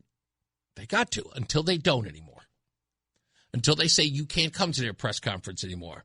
And then we catch them flat-footed. We catch those dirty bastards slipping. And we catch them on camera telling us that we can't come in and ask questions. And they suppress the press. Like they kept saying that Donald Trump was doing. Yeah. Perhaps maybe all things being equal may not want to vote because they're scared. What do you mean by that? What people of color are afraid of? I don't know about that, but I will tell you that I think... Well, that's your quote. If I can finish, please. Yes, sir. I think there is some fear out there right now. I think of the fact that the Trump administration is asking to see our voter rolls. The fact that ICE may be hanging around some of the voting areas is giving people some pause. What people would be afraid to go to the polls if ICE is there? I think people that feel like ICE may be targeting folks like them. That's what I... Based upon the color of their skin is what you're saying? Potentially. The evidence of that is what? Pardon? The evidence of that is what? You're saying that people might be scared. That was your assessment, that people of color might be afraid, and you wish for them not to be afraid. For example, I'm doing everything I can to encourage Hispanic kids to stay in school and come back to school. Okay. I think there's some natural fear, perhaps, that ICE may be around. It's not a big fear, but it's out there. Look what happened to that young man at Cheshire High School just last month. Those are the ways I'm trying to give people confidence. I want you to vote. I want you to know you can vote. I just want to thank you all, folks, for giving that video 250,000 views in 48 hours. Let's get our first check of weather and traffic. Mark Christopher's here. He is in the BPS Lawyers Traffic Center. How we doing, sir? All right, first half down, second half to go. More Reese on the radio will begin shortly. We'll talk about what appears to be a Islamic center in California that is under fire. Apparently, there's an active shooter situation there. I'm seeing that on Fox News. It is headlining the Will Cain show. We'll look into that. Also, any other details we find out about the Joe Magnano manslaughter charge as that information actually starts to unfold. Coming up in a little bit, we're going to have Stupidest Thing I Read Today, audio sound bites. TJ Duarte is going to be here talking about his experience at the convention, and Justin Proser, I'm hoping I'm pronouncing his name right, from Canines for Connecticut Vets will join us. We'll talk about his experience. He is the 2024 recipient of a pet, a service dog. Go to WTIC.com/vet. That's WTIC.com/vet in order to contribute. If you'd like, please do that. We'll also read some comments in the chat room, and we'll take phone calls and all that good stuff. Also, somebody posted this on my X page. Turns out that my conversation with Lamont, which again has gone pretty viral so far, been a little viewed about a quarter million times. About 20,000 times, if not more, on X. There's a woman in Chicago who pretty much said something very similar. We'll play that audio as well when we return. Let's get another check of traffic and weather. Mark Christopher's back. He's in the BPS Lawyers Traffic Center. Hey, sir. It's Reese on the radio on News Talk 1080 WTIC. Now, I want everybody to stand by for a second. In in the next half hour, when we get to, in the next half hour, I want to do something that I know has been done before, but I want to do it a little different. And, as I always say, reinventing the wheel. I like trying to reinvent the wheel. It's just something, I don't know. It's a glutton for punishment. Who knows? But I like to improve upon things. So I'm going to take a little opportunity to do this. So stand by for that in a second. So I got some audio sound bites here I want to play. Let me start by saying, my exchange with Lamont at Mercy House, again, has gone what I can only describe as viral. But to see this woman who was in Chicago, and she's very famous. She's been on Fox News. She's often out there screaming and hollering, talking about how they need to turn Chicago red. And she was at, I guess, a town hall, and she said this. Really need to be thanking us for getting y'all the right to vote, for getting y'all the right to be here, instead of sitting up here manipulating the Voting Rights Act like something's getting ready to happen to our right to vote, when you know that's not true. So now you all going to drag black people in here, definitely some senior citizens, and going to have them come up here and talk about how they scared to vote, how this messed up their right to vote, women need to vote, all that junk, when you know it's not true. Just like you sit up here and make like black people can't get IDs. Us requiring IDs to vote, it's going to stop black people from voting. Why black people ain't got IDs? See, you all get more and more ridiculous. I love her. And people started posting that on my X page. It was like, hey, Reese, they're saying the same thing in Chicago. We're saying it everywhere. We're saying it everywhere. For those of you who missed it, if you're just joining us, Friday, Mercy House, myself, Governor Lamont. I don't know if they even knew that I knew about this video, but there was a video that was circulating on YouTube. It did not get a lot of burn. And Lamont said that there are people who are scared to vote. In fact, I should, to give it context, let me see. Lamont, let me see, scared. He wrote, and again, I really don't know why he said it or what he was talking about, but it was on YouTube, and he was talking about how just people of color who are afraid. So I just wanted to ask him, who are these people of color who are afraid? Governor, a couple of weeks back you said that people of color, perhaps, maybe all things being equal, may not want to vote because they're scared. What do you mean by that? What people of color are afraid of? I don't know about that, but I will tell you that I think... Well, that was your quote. If I can finish, please. Yes, sir. I think there is some fear out there right now. I think of the fact that the Trump administration is asking to see our voter rolls. The fact that ICE may be hanging around some of the voting areas is giving people some pause. What people would be afraid to go to the polls if ICE is there? I think people that feel like ICE may be targeting folks like them. That's what I... Based upon the color of their skin is what you're saying? Potentially. The evidence of that is what? Pardon? The evidence of that is what? You're saying that people might be scared. That was your assessment, that people of color might be afraid, okay. And you wish for them not to be afraid. For example, I'm doing everything I can to encourage Hispanic kids to stay in school and come back to school. Okay. I think there's some natural fear, perhaps, that ICE may be around. It's not a big fear, but it's out there. Look what happened to that young man at Cheshire High School just last month. Those are the ways I'm trying to give people confidence. I want you to vote. I want you to know you can vote safely. We have early voting, no excuse, absentee balloting now. Don't let people scare you. Make sure you exercise your right to vote. Do you think that there should have been some specificity? Because when you say people of color, you're talking about black people as well. So the question is, would black people be afraid when you say people of color, or were you trying to sort of work around the edges when you really meant Hispanics? I think you're overrating. I think there are a lot of people... I understand the definition of people of color, as do you. So people of color... I think there are a lot of people who feel like they're at risk in this administration.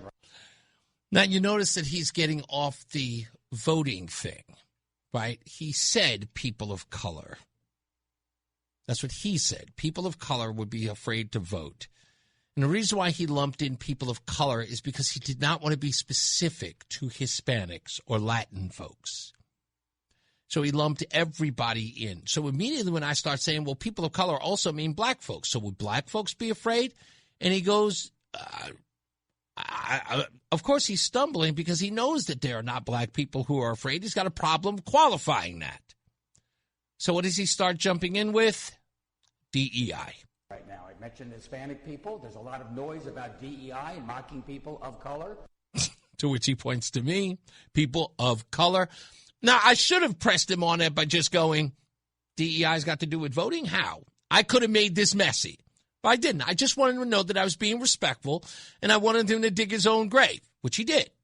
I care about that. I think some people take that to heart and feel that this is not necessarily an administration that's looking out for them. I'm just trying to say, here in Connecticut, we care about you. We're looking out for you. You can go to school safely. You can vote safely. And you go to the courthouse safely. So, in essence, he ends up walking it back. Now, of course he did. Because when he was saying that in a crowd of a bunch of, butt kissers, they allowed him to say that with no challenge. Now he's challenged, so he's got to walk it back. Well, I don't necessarily mean I don't know about that. He knows damn well about that. He said it. And he said it with some authority. Said it with his chest. As if that had some merit. Now, I don't know how many black folks Ned Lamont knows, nor do I care.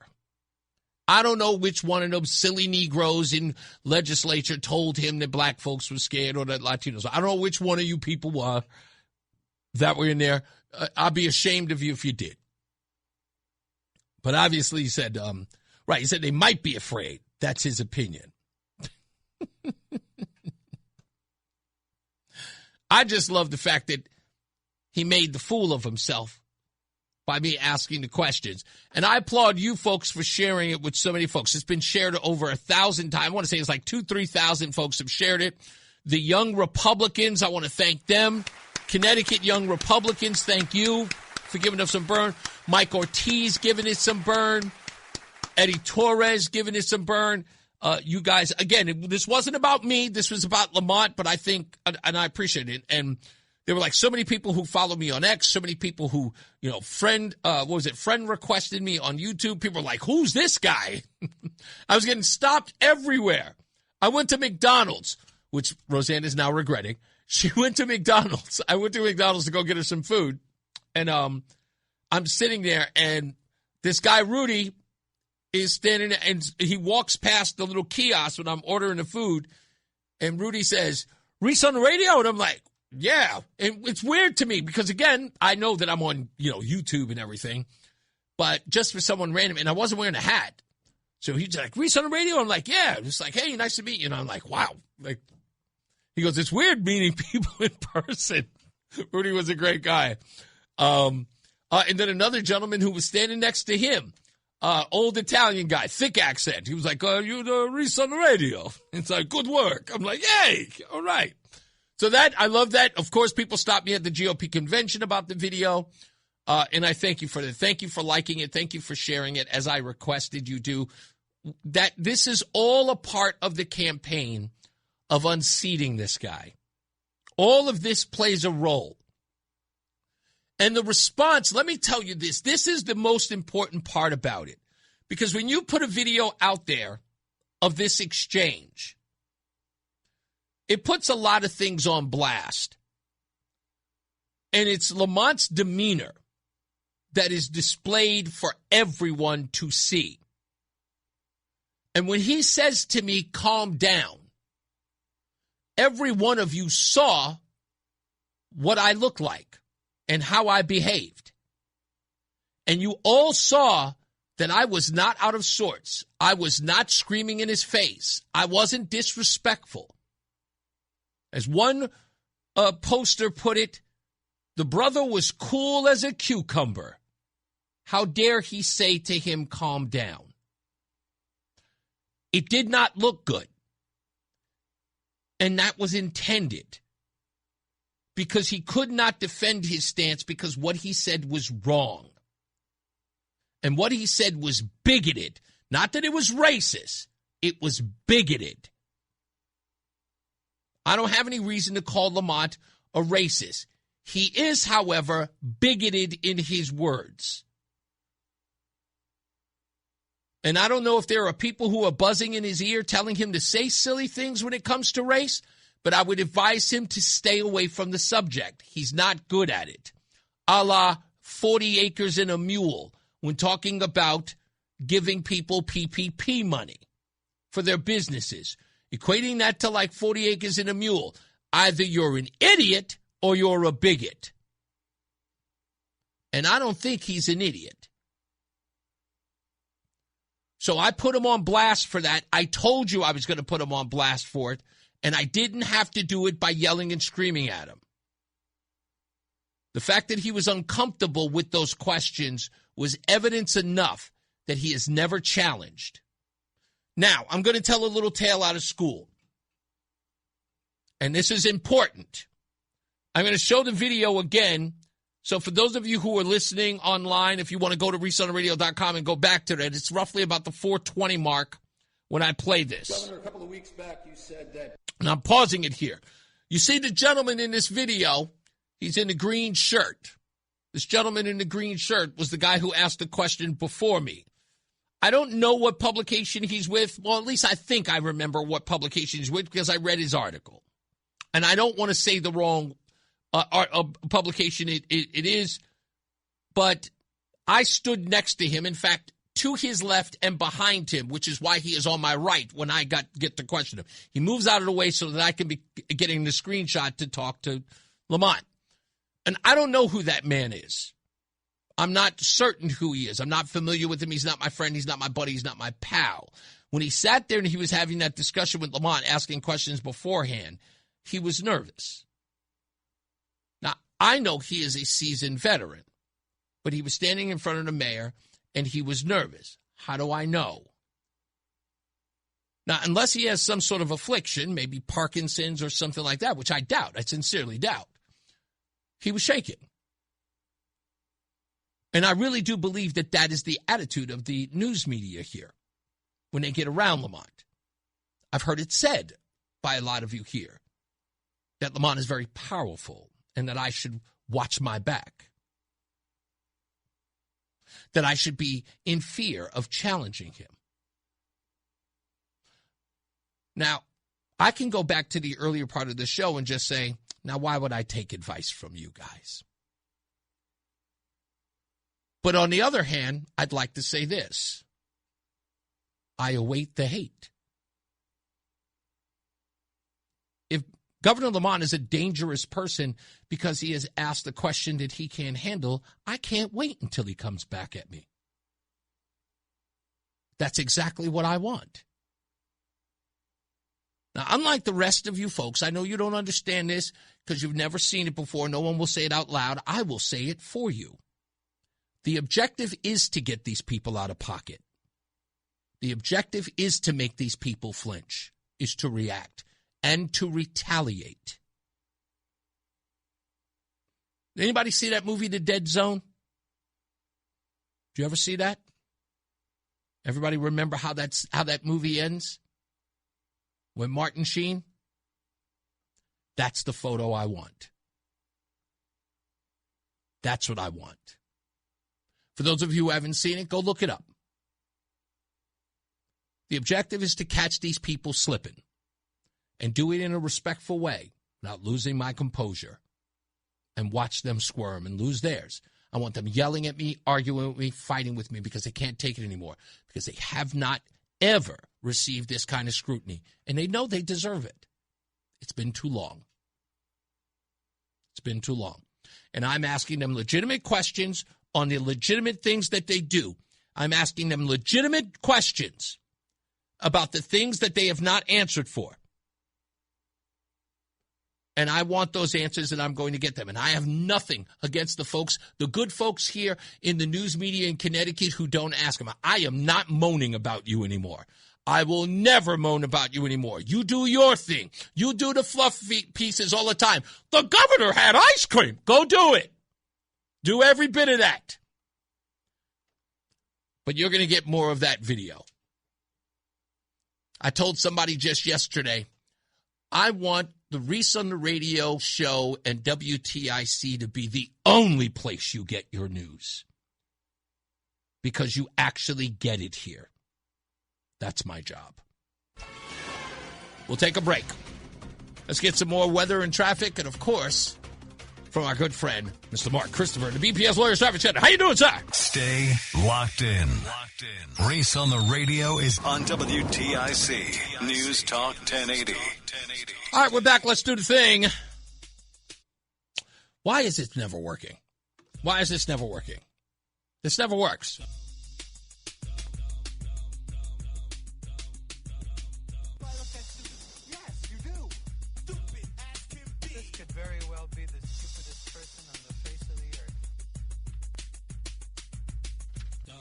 Today's stupidest thing I've read today. First up, Michigan knows how to make a shoplifting event. A 48-year-old woman walked into the Traverse City liquor store, allegedly helped herself to a bottle of Chardonnay. And when the employees realized it and tried to search her, they couldn't find it. After the police were called and a body cavity search was done, they located it inside a body part. The cops arrested her after they found the hidden bottle of wine. I am not saying anything beyond that. And here's a reason why I definitely hate New York, because it has gotten worse. I didn't think it could be this bad, but it is. Over in Greenwich Village, they've got a real urban pioneer. There's a guy who calls himself Tiger, complete with a striped orange tail strapped to his backside, has turned a Sullivan Street sidewalk into a fully furnished luxury apartment with a bed, a couch, an end table with bookshelves, fresh flowers, and even potted onions and a decorative skull. He twerks on the sidewalk, puffs on a pipe, sips champagne and Old English 800, and preaches about Jesus. And why money is a spiritual implant. He also preaches about that. Neighbors are thrilled. 24 complaints to 311. But the setup's been there for 3 months, and the police have not moved him. In a neighborhood where one-bedroom rents are about $22,000 a month, this guy is living the dream rent-free. Tiger says it's all found or foraged. He said at least he's got some better decor than some apartments in Brooklyn. That is indeed the stupidest things I read today. Hey, if you could do it and they're not going to stop you, just prop up an apartment in the middle of the street in downtown Manhattan. It's Reese on the Radio on News Talk 1080 WTIC. Oh, what did I do? Anyway, all right, we're back. Reese on the Radio. Oh, the volume's all weird. Anyway, so I'm doing something that kind of been done before. It's just a radio bit. But I'm improving on it. So if you haven't been there yet, go to ReeseOnTheRadio.com. If you know me on Facebook or on X, go to my pages. But you got to go to ReeseOnTheRadio.com to find both of them, Facebook and on X. So I want you to click on the question that I have there for you. And I also want to do it as a series here on the air. And the question is, who do you know, or are you thinking about leaving Connecticut? And we want you to tell us why. And we want you to be honest. Now, we've spread this everywhere. So many people are sharing the question, as I've asked them to do, and the responses have been incredible. And what I want to do with this is I want to start showcasing this for the elected officials here in Connecticut. I want this thing to be so big that it completely shakes them to their core. I want them to hear from you. I saw so many comments from people who had already left that they were on Connecticut pages talking about this. Mike Ortiz has a piece called, I think it's called Connecticut Residents. And he posted it. I sent it to him and I said, I want you to post this. And the people that he's reaching out to are from all walks of life, many of them from the urban community. So they're inside Hartford, New Haven, Waterbury, New Britain, Bristol. But we're talking about what you would consider urban areas. And some of those folks who were talking about wanting to leave, it's incredible the reasons why they're talking about leaving. There are some people who are talking about this who said, I can't leave. That is an incredible statement. I can't leave. Some of them just leave that answer.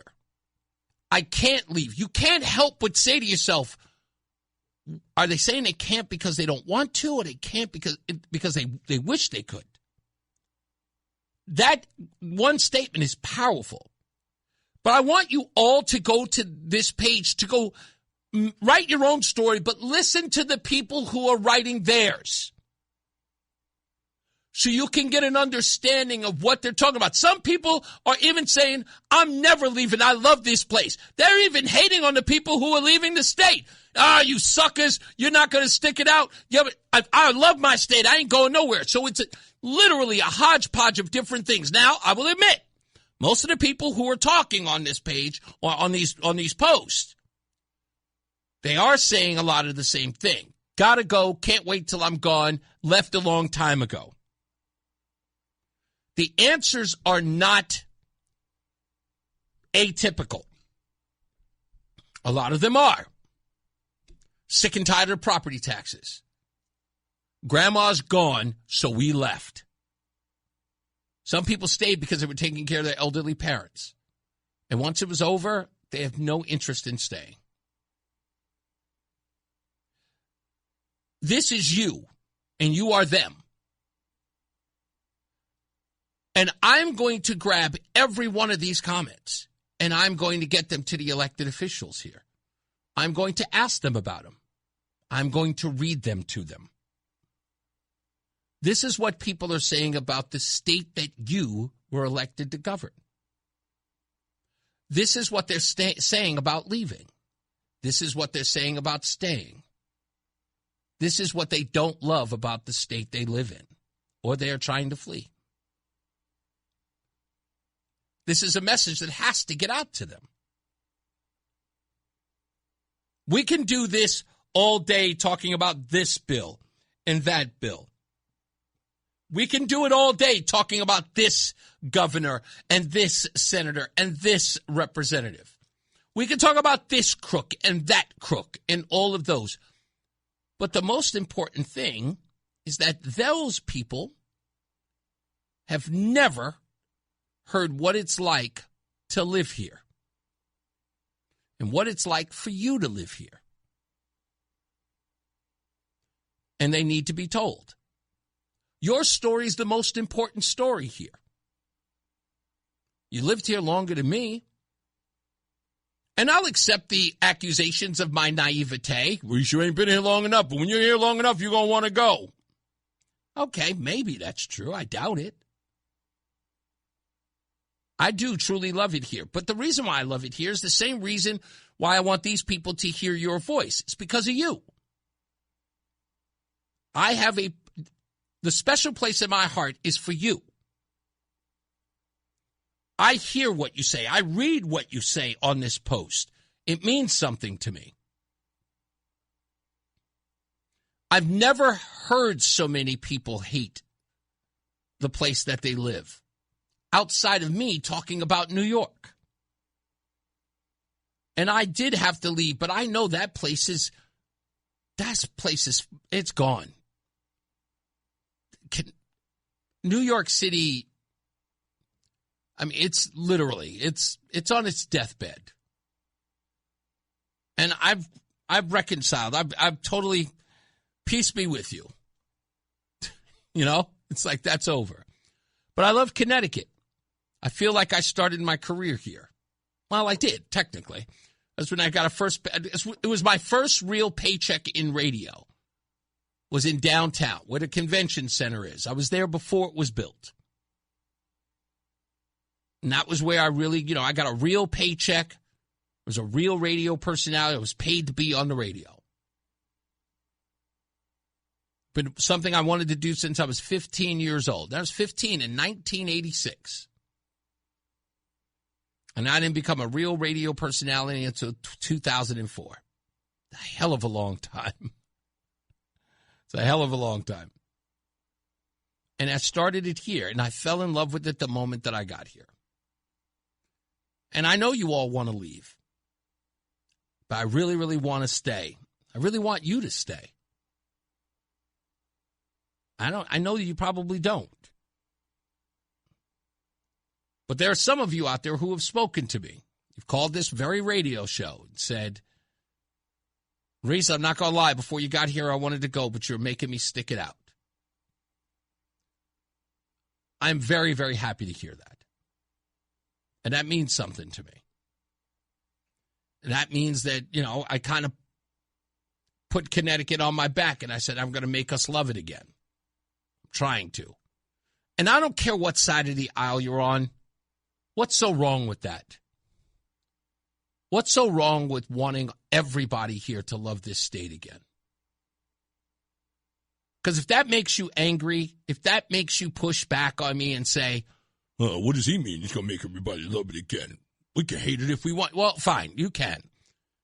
But if you don't want to love your home, I don't know what to tell you. I don't even know where that comes from. That's a weird place to be. But I really, really do love it here. And I have proof. By the way, I proved it. And I want you to love it again, too. In fact, deep down, I already know you do. You were brought up here. You know this place like the back of your hand. You know the side streets. You know how to get through traffic. You know where the hidden haunts are. You know where the best ice cream is. You know where the best bar is.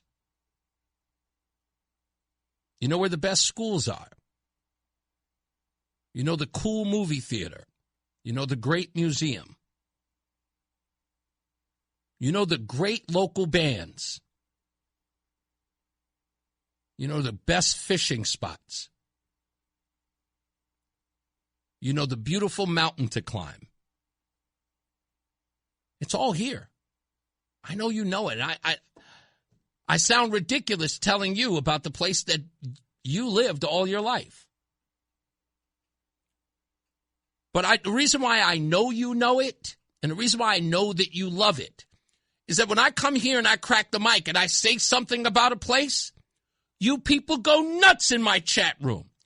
I'll mention an ice cream place that I went to, and you'll tell me about 9 others you've been to. No, do you want to really check out a great ice cream place? Check out this one. I went and had dinner at this barbecue place. You want to go real barbecue, go to this place. You're fighting for your state. And you're trying to share it with me. That was always the plan. I knew all I had to do was come on here and talk about something or some place that I had been, and I knew that you would reach inside yourself and you would be oversharing immediately. Go here, go there. Can't wait till you check this out. Have you seen this show? This show is amazing. This actor, that. All of a sudden, your love just starts bubbling up. How you feel about this state just comes out of nowhere. It was all by design. Sorry, you got fooled. I know you love this place. And I know part of you wants to leave. But that's been the whole thing from the get-go.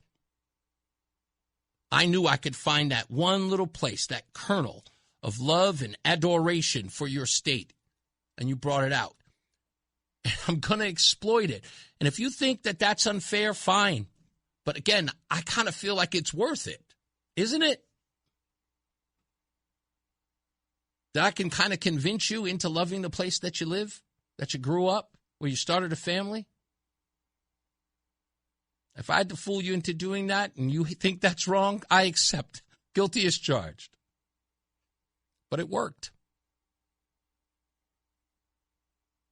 So let's do something about it. I want you to go ReeseOnTheRadio.com, go to my Facebook page, go to my X page if you're on X. Tell me why you're leaving. Tell me why you want to go. You can call up here on the station, 860-522-WTIC. Do it all day, every day. Call up and say, Reese, here's my challenge. Here's why I want to go. But I just want you to know, if you can find it, can you find it within yourself? After you tell me why you want to leave, tell me what would make you stay. Because that would be cool. And maybe we can just start there. It isn't impossible. It isn't. Nothing is impossible. If we start getting that, feedback, all of you start talking about that, start investing a new spirit in all of that. Start talking about the things that can bring this state back. Don't just make it about politics. Don't just make it about Lamont or Democrats or liberals, nothing like that. If it's about taxes, fine, make it about taxes. If it's about whatever, just talk about that. That's important. All of that is important. It's not about being spiteful or mean. Just talk about those true things that, again, the ones that tell you that you got to leave, but the things that could change that would make you stay. Share that. I'm going to share it with everybody. And I'm not going to do this. This isn't just a fly-by-night thing. I'm doing this up until Election Day. So I hope that I hear from you. I really do. Let's take a break. Let's get some more weather and traffic. By the way, if traffic is one of your bails, please let me know. Mark Christopher is here to give you more of it. He's in the BPS Lawyers Traffic Center. It's Reese on the radio on NewsTalk 1080 WTIC. Yeah, I'm over here fixing stuff before I'm ready to go. Oh, yeah, that's right. We got to do music news. That's right. News. I know these people. Jack Johnson is 51 years old. He's from Hawaii, and apparently he's some surfer who likes to hug trees. Who cares? Anybody remember Martika? Martika. She's a one-hit wonder. I know Roland's got to remember Martika. She had that song Toy Soldiers that Eminem sampled. She turns 57 today. Also, a guy by the name of Michael Cretu, who is from the musical, electric musical band called Enigma. Remember they had that hit? They had about 2 or 3 hits. George Strait turned 74, the legendary king of country.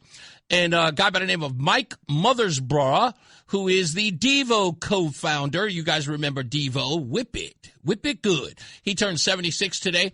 And Rick Wakeman, the 77-year-old Yes keyboardist, was born today. Milestones and anniversaries include Janet Jackson's Lowercase Janet, which debuted 33 years ago today. Backstreet Boys' Millennium was released today, 27 years ago in 1999. REM's Out of Time hits number 1 on May 18th, which is a 35-year milestone. It is when REM finally went from being a college band to a mainstream band with the hit song Losing My Religion, which my ex-wife dedicated to me. She said that was what she thought of our marriage. She lost her religion. It's a long story. The Beatles' Let It Be was released on May 18th, 56 years ago. David Bowie's Lodger was also released on this day 47 years ago. And my favorite song back in the days from Pretty in Pink, Simple Minds, Don't You Forget About Me, reached number 1 on the U.S. Hot 100 on May 18th, 1985, 41 years ago. Oh, sorry, it was from The Breakfast Club. What am I saying? Not Pretty in Pink. It's a John Hughes film. I screwed that up. Let's get another check of weather and traffic. From politics to news to music to movies and anything above the sun. Oh, and outer space and beyond, it's Reese on the radio. Damn, he's good. Only on NewsTalk 1080 WTIC. All right, we're back and we're live right here on WTIC. My guest this here is my protege, TJ Duarte, is in the house with his mom. Yalaska, you know I love you. I have to say it like that. I have to make sure I get it right. Yalaska is in the house. Your microphone is working. Pull your microphone for you. Make sure you can hear. Say hello. Hello. There you go. You're live.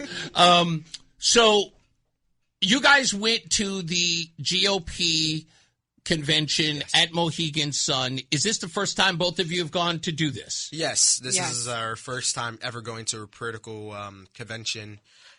Emphasis on GOP. I just want everyone here to know because I got some comments on Facebook saying that they're just using you as a token. No, that's wild. No, the only side that's actually using you as a token is the side that's saying I'm getting used as a token. Yeah. But, we're not going to get into that right now. No. But, this is our first time ever going to the convention. It was very fun.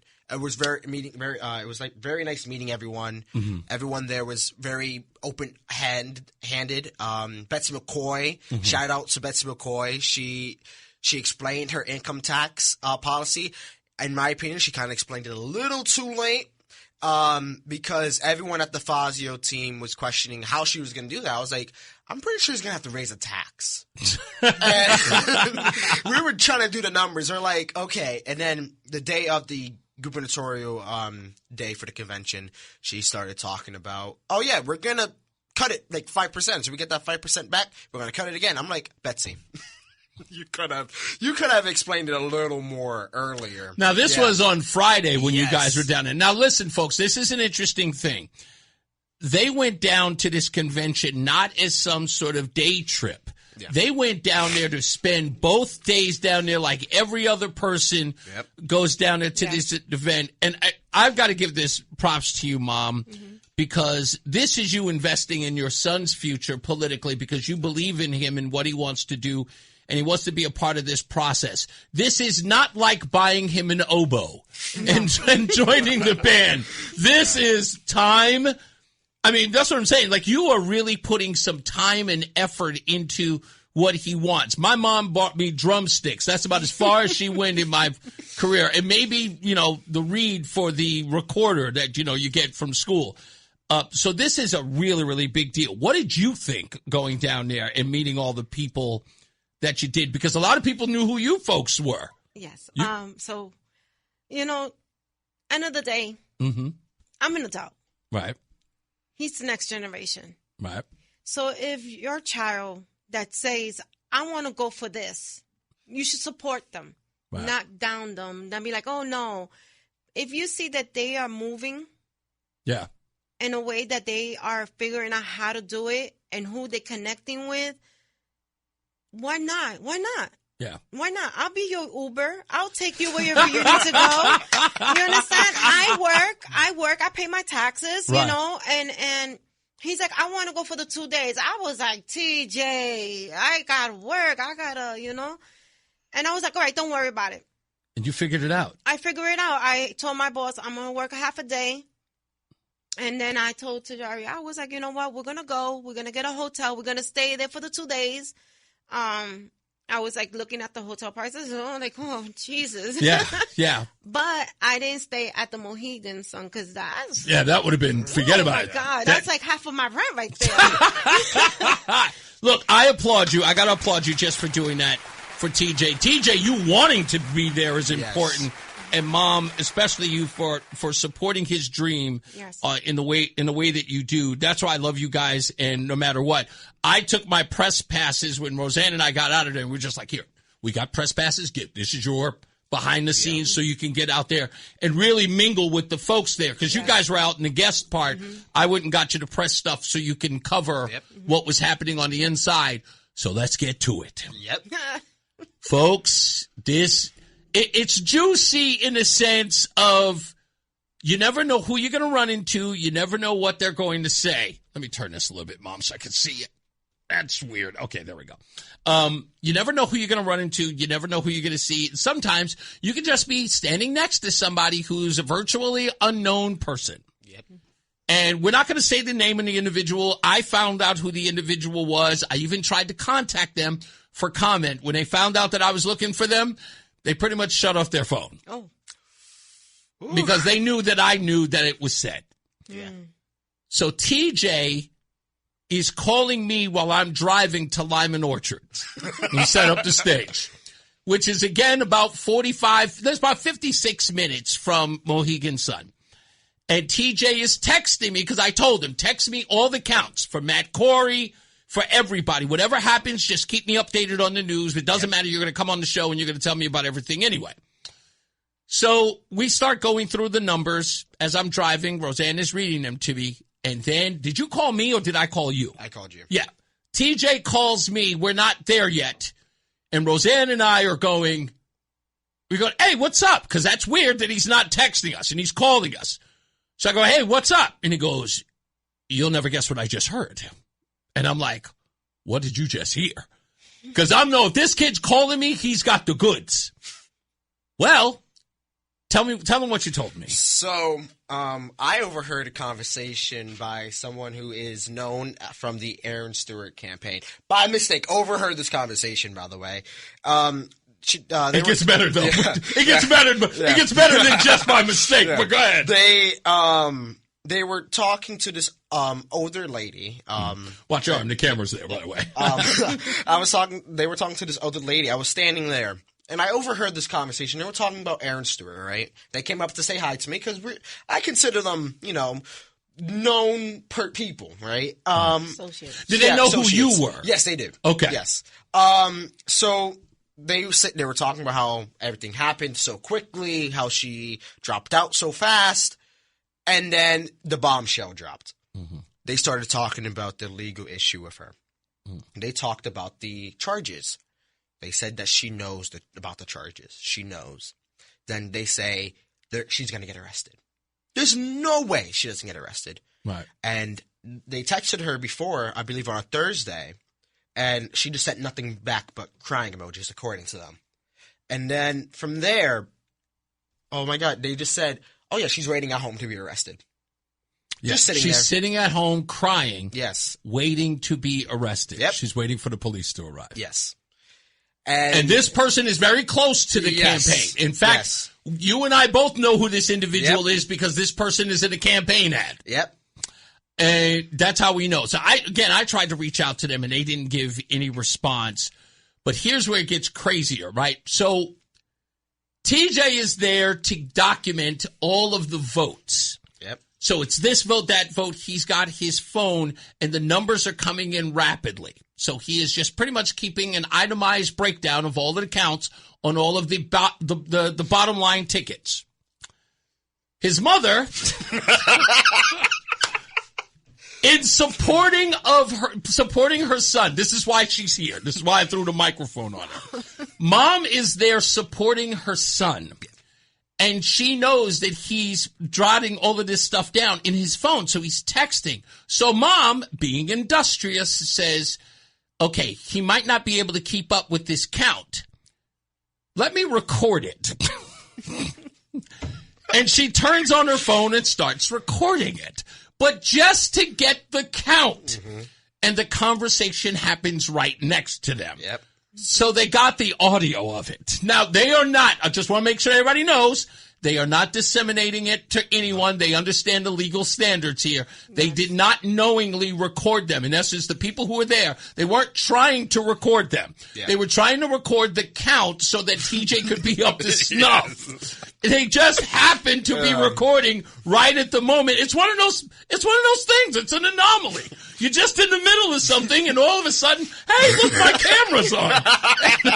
The whole thing is. Yeah. So before anybody says anything, we're not going to play the audio. We're not going to post the audio or anything like that. No. But we have, again, we just played it. We just listened to it. And yes, the people are on there talking. We know the names of the individuals are on there because they were standing by there and they conversed with them. So yes, that's pretty much, I mean, if it's breaking news, it's not, but it's a little bit of gossip. But the person just said that they had been in contact with Aaron Stewart, and they're saying that she's at home and she's crying and she's just pretty much waiting for the police to arrive. In fact, they went so far as to say, I think the exact words that he said were along the lines of, how do you not arrest her? Yeah. Mm-hmm. And that looks like what we're going to see. If it's in the coming days or weeks, who knows? It is still an active investigation. Yeah. So we can see this in the coming days. What I believe, honestly, and you guys tell me your opinion. People are concerned that there's going to be like that infamous perp walk where she's got the coat over her head. I don't think they're going to do that to her. No. I think they're going to allow her to come by, turn herself in, fingerprint mugshot, and then allow her to leave or post bond and then go home. Because I don't think you don't do. And the part that concerns me the most, and I'll ask you, Mom, you don't see them making her sit inside of a jail cell for too long with 2 young kids, right? That seems crazy, right? It's federal. Yeah. Yeah. I honestly, I hope and I pray that they don't. That would be traumatic. That would be very traumatic for her family. But it's up to the judge another day. I think, I kind of believe this too, that Erin Stewart is really loved by her community. Yes. Right? She She is. is, yes. Right. For whatever reason, everybody wants to argue about it. It's like, they're completely, they don't really know, but they love her. They do. And I've seen everything online from the Facebook pages that are dedicated to her and people who are not so fond of her. But she has an overwhelming support online from her community. Yep. I almost feel like because she has that relationship with her community and has been a mayor for as long as she has, I believe that the judge will show her some leniency. In fact, I'll go one step further and say that, and they could do this, they could have her take a plea deal for a felony and suspend her sentence. Or they can give her house arrest. Yes. You agree with me on that one? Yes. You think house arrest is possible? Yes, because it's her first offense. Right. It's not like she's done this and had gotten arrested so many times. The other tax thing with the tax collector, I hope that could be just as bad, but I'm hoping that the judge looks at this, because again, it may be her, and I'm using this pun, if you will, on purpose. I think having young children will give her a get out of jail free card. Do you think people would be upset about that? Oh, yeah. You think so? Yeah. What about you, TJ? I think people are going to try to use that. Let's say she tries to come back to politics, which right now is looking like she's not. But I think if she does, I think they're going to use everything they can against her. Everything they can. I would say to her, look, if I gave her a suspended sentence or even home confinement to be with her children, I would put the caveat in there that you never run for public office again. Yes. Yeah. Right? Yeah. That would be a fair punishment, no? Yeah. Okay. Yeah. I mean, that would be very fair for her. Yeah, I think so. So she could be there for her kids. Exactly. I think that's the most important thing. Their kids would be punished just as well. It would almost be like they'd be serving time. All right, that's it. We got to get to a break. Let's get to some more weather and traffic. We'll be back with more news, more views, more with TJ, more with Yalaska when we return. Mark Christopher, he's in the BPS Lawyers Traffic Center. The Odyssey app lets you jump back to the moments you missed from WTIC News Talk 1080. Download the free Odyssey app, search WTIC News Talk 1080, and tap earlier today to get started. All right. Yeah. All right, we're back. TJ Duarte is here. His mother, Yalaska, is here. And if I keep screw up that name one more time, just punch me in the head. They're here talking about anything and everything politics here. What you may not know about TJ is that TJ is going to be running for mayor of Waterbury next year. And, I'm sitting up here as, a proud soon-to-be godfather, right? Yep. And saying to myself, okay, the boy is crazy, but I kind of like that. You should get your feet in the water right now. It's a great opportunity for you right now. One, because they may sort of chuckle and laugh about the idea of you being in, but the next time that you come at them, you're going to blow the lid off the thing. And I'll tell you why. The most important thing, as a write-in candidate, if indeed you do, if you make noise and you literally do a grassroots effort in Waterbury and you make some noise, I'll tell you like this, I'll go this far, okay? And just looking at you, knowing that technically you kind of have the backbone of this show, and you're getting your name out there. You're already pounding the pavement. You're going to the events. You're seen. People are taking photographs with you. They recognize you and they see you. Yep. But let me tell you this. If you walk out of that campaign next year as a write-in with 1,000 votes, nothing's stopping you the year after. Yeah. Nothing. So I would even go so far as this. I'm going to give you this challenge. Okay? Go out there and get 1,000. I don't care if you come back with 900. Go out there and get 1,000. If you come back with 900, that's serious. But as a write-in candidate, if you could do that, if you could literally campaign like on a shoestring budget, just show up where you got to show up, take every nickel and dime that you get and buy yourself just a couple of buttons just to give to people. Barter if you can. If there are people out there who can offer or pro bono help to get his campaign in Waterbury flourishing with getting him a campaign sign here or there, helping him out, get in touch with him, get in touch with me to get in touch with him, just so we can pound the pavement so you can get out there and just put your name out there. If you can walk out of there, even a losing campaign with 1,000, that means the next time you go out there, your name recognition will be 20% higher than what it was as a write-in campaign. And it shows that you can do the work. You know exactly where you knocked on doors, the places that you went, and what the results were. This is retail politics that you can see the return on investment of. So make those moves. And you're starting this year as opposed to the election being late next year, which is going to give you all the ground game you get. Make sure that every person that you meet is worth a vote. Okay? Just make sure you do that. And don't worry, you're always going to have our help to do that. Let's get another check on traffic and weather. Mark Christopher, he is in the BPS Lawyers Traffic Center. What's up, everybody? You know who it is. You know who it is. You know who it is. It's Reese on the radio. Frederick Douglass of the 21st century. It's WTIC News Talk 1080. Hey, we are back. Reese on the radio, almost out of here. I'm not exactly sure why they scheduled a guest near the end of the show, but I won't keep them too long. On the phones is Justin Prosser, and Justin was the 2024 recipient of a Canine for Connecticut Vets. And Justin, I had the piece of paper here because I wanted to make sure I pronounced the name right. You got Astor back in 2024. Yes, I got Astor. And Astor is what kind of dog? I know they're usually a particular breed. What is your... He is a 4-year-old chocolate lab now. Chocolate lab. I'm so glad my wife's not here because she lost her chocolate lab not too long ago, and it broke her heart. How's the relationship going? It's been like 2 years now, right? Yeah, it's pretty life-changing. Is it? Yes. He's amazing. That's great. So now I never understood this, and I don't ever remember asking.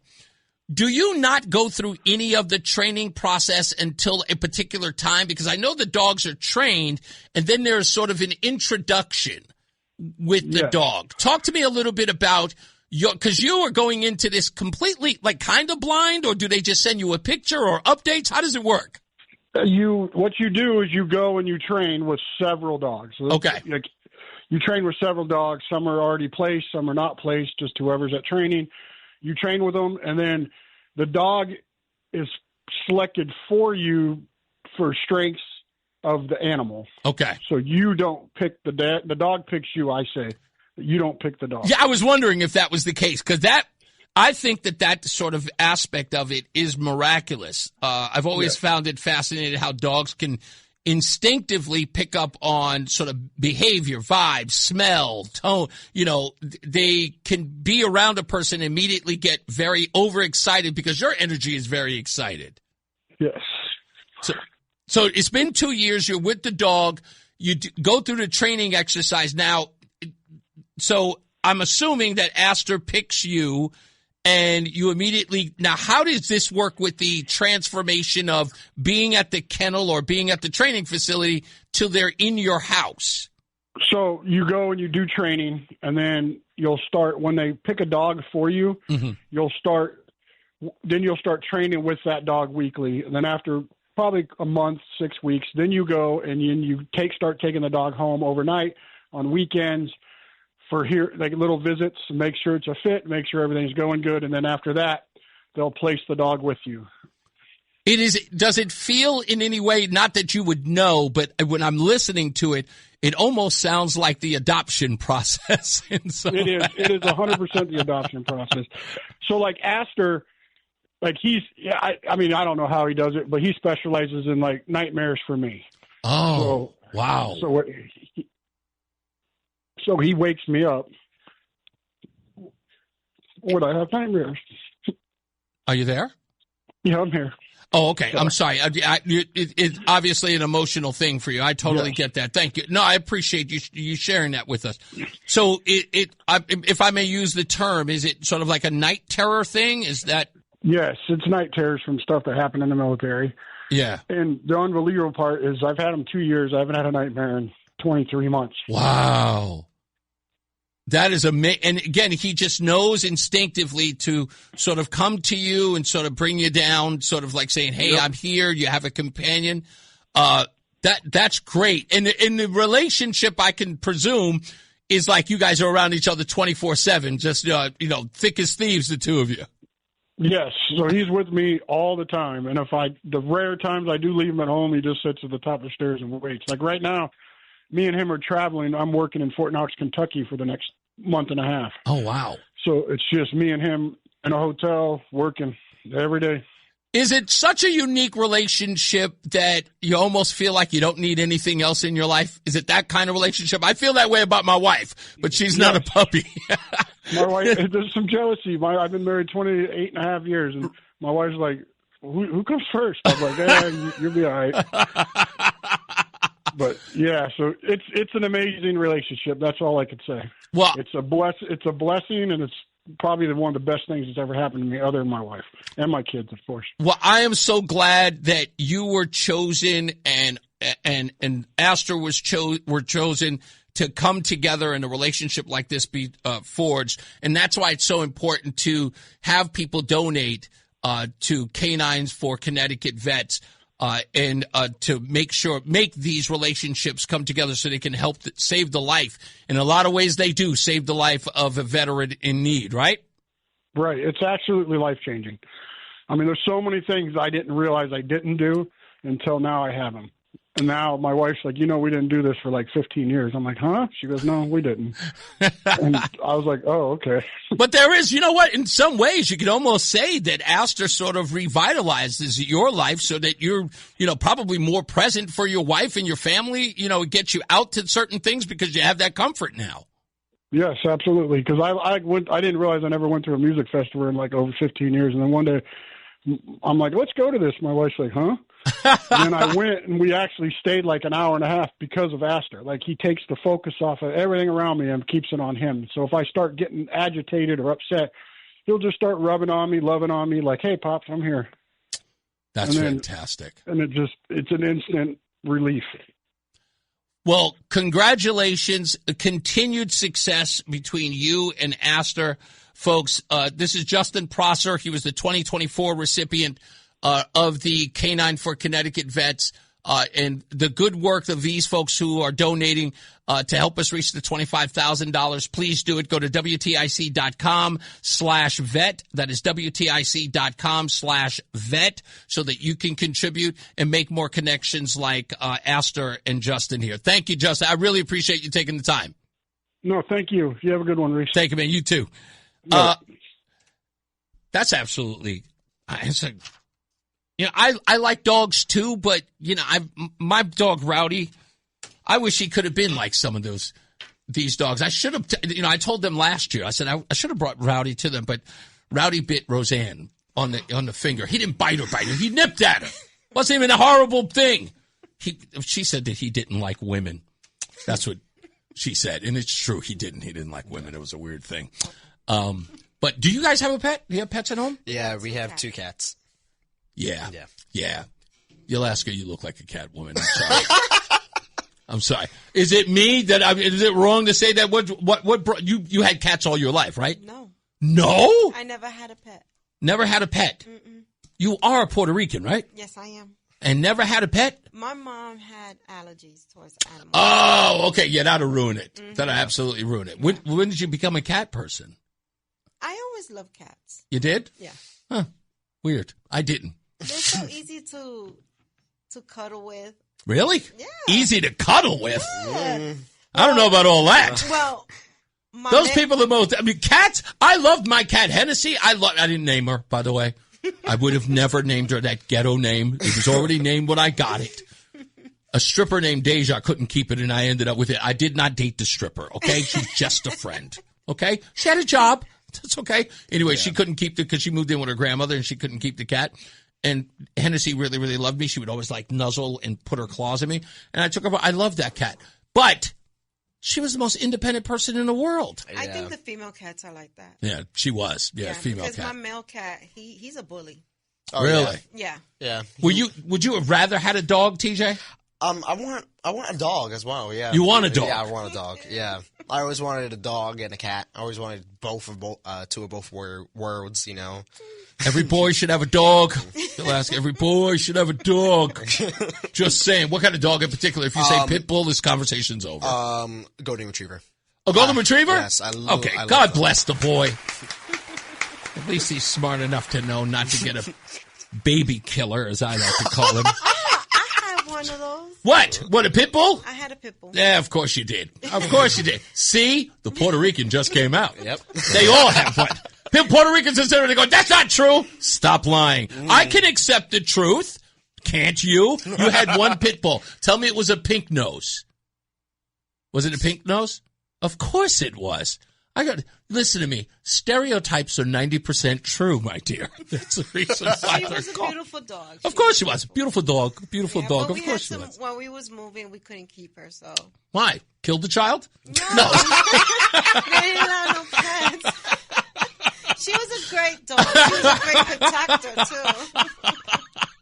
I'm sorry. I'm just there. People who have pit bulls, by the way, I get into a war with them every day I'll tell you this story. This is a great story. So we went to Coney Island one time. The girl, Brittany, I was dating, wanted to go to Coney Island. She had never been there. She lived in Buffalo all of her life. So we go all the way to Coney Island, and we're hanging out at the beach on the boardwalk at this bar, and there's this one pit bull that is just running around through the bar. And me, I, at the time, was very, very afraid of dogs, and pit bulls in particular. But this pit bull just ran around, and everybody pet him, and everybody knew him. So Brittany gets the wild idea and just says, let's take him home. And my roommate, Robert, says, yeah, let's take him home. And I'm like, I'm not taking a dog home. I don't want a dog. So my roommate, Robert, goes, I'll take the dog. So, yes, he was gay. He goes, I'll take the dog. I'm like, I don't want a dog. He goes, but I want a dog. I'm like, okay, fine. So we take the dog. And when we get the dog, Robert calls the dog Bubba. Oh, no. Bubba. So I'm like, okay, whatever. So they bring Bubba home, and it is the sweetest dog ever. We loved Bubba. But I'm living in the Bronx, and I can't walk down the street with Bubba, calling him Bubba. And there are these kids who are down the block, and so I've got Bubba on the leash, and they're walking by, and you're amazed because when you're walking with a pit bull, you know, like Moses, it parts the water. Like people move aside. So I'm saying, wow, this is like powerful to have this pit bull. So I'm walking down the street and everybody's looking and they're staring at the dog. And I know that Bubba is going to start running to strangers. So I get a strong grip on the leash and I'm pulling him while he's trying to go towards them. And I know that I can't say, get over here, Bubba. Come on, Bubba. So I say the only thing I could to let everybody know that this was a menacing dog. I simply go, come on, manslaughter. Come on. Come on, manslaughter. I would come up with a name every week. Come on. Double homicide. Let's go. Get over here. Well, my pit bull, I named her J-Lo. J-Lo? Like the artist? Yes. Oh, you named a dog J-Lo? Yes. Ah, that's appropriate. We'll accept it. We'll accept it. You know. No, J-Lo. If you looked at your dog and named it J-Lo and you thought it was appropriate, what am I going to do? I can't say anything about that. J-Lo. Someone by the name of Yaru Mercedes is saying, hello, TJ. Hello, Maru Mercedes. It may be a friend of yours from school. But Maybe. They may be a friend from school. But they're saying that they're excited to see you on there. Mary says, come on, Manslaughter. That's a great name. It is. Come on. Come on, Manslaughter. He was a goofy dog. That's the reason why we named him Bubba, because he was kind of like a denun. So we had to give him a name that, scared the kids. Well, it's a good thing for a female to have one in the Bronx. Yeah, that's when right. I lived in the Bronx, I was walking with my J-Lo and nobody would even come Yeah, near me. that's right. If somebody broke into my apartment, Bubba would lead them to the good china. Yes. That's how horrible that dog was. But he was a good dog. I do. All right, he's gone by now. No. But I do miss him. He was a really, really good dog. But I'm still not a fan of the pit bulls or the Rottweiler. Those things. No. As I like to call them, the rap video dogs. That's what they are. They'll only be seen in a rap video. That's what they are. So, TJ, you're running for office in mayor. You're going to be a write-in candidate. We'll get to the bottom of that. Yep. We'll get more details on that. We're going to connect you with some folks as you continue to go on that campaign. Of course, you'll keep us posted. May 22nd, we begin Future So Bright with TJ Duarte. That'll be right here on this very program. And we're going to do it once a month. He's got the shades on. There it is. Future so bright, I got to wear shades. Look at him. Not bad, kid. He's learning the arts, folks. He's learning the arts right in front of us. All right, we got to get up out of here, but we'll see you soon. Mom, you're going to come in as well, right? You'll be here as well. Yes, I will. And we're also going to be talking to your teacher. Yes. She is, what's her name? Milia Young. Okay. And she'll be here, and she'll be our guest as well with TJ Duarte, so stand by for that. We'll be back tomorrow. We've got a whole bunch of guests coming up tomorrow. We got Vin Candelora. We've got Samantha who's coming in, and we'll talk to another person from Canines for Connecticut Vets is also another guest coming up tomorrow. So as I always say, radio is free. So we thank you for paying attention. Remember to keep JC in your hearts and in your mind. Sean Patrick, we love you and we miss you. Remember that panic is not planning. So plan your work and work your plan. Me, I'm Reese on the radio. He's TJ Duarte. You have a good night and a pleasant tomorrow. Mark Christopher, he's getting you home. He's in the BPS Lawyers Traffic Center. Good night, sir.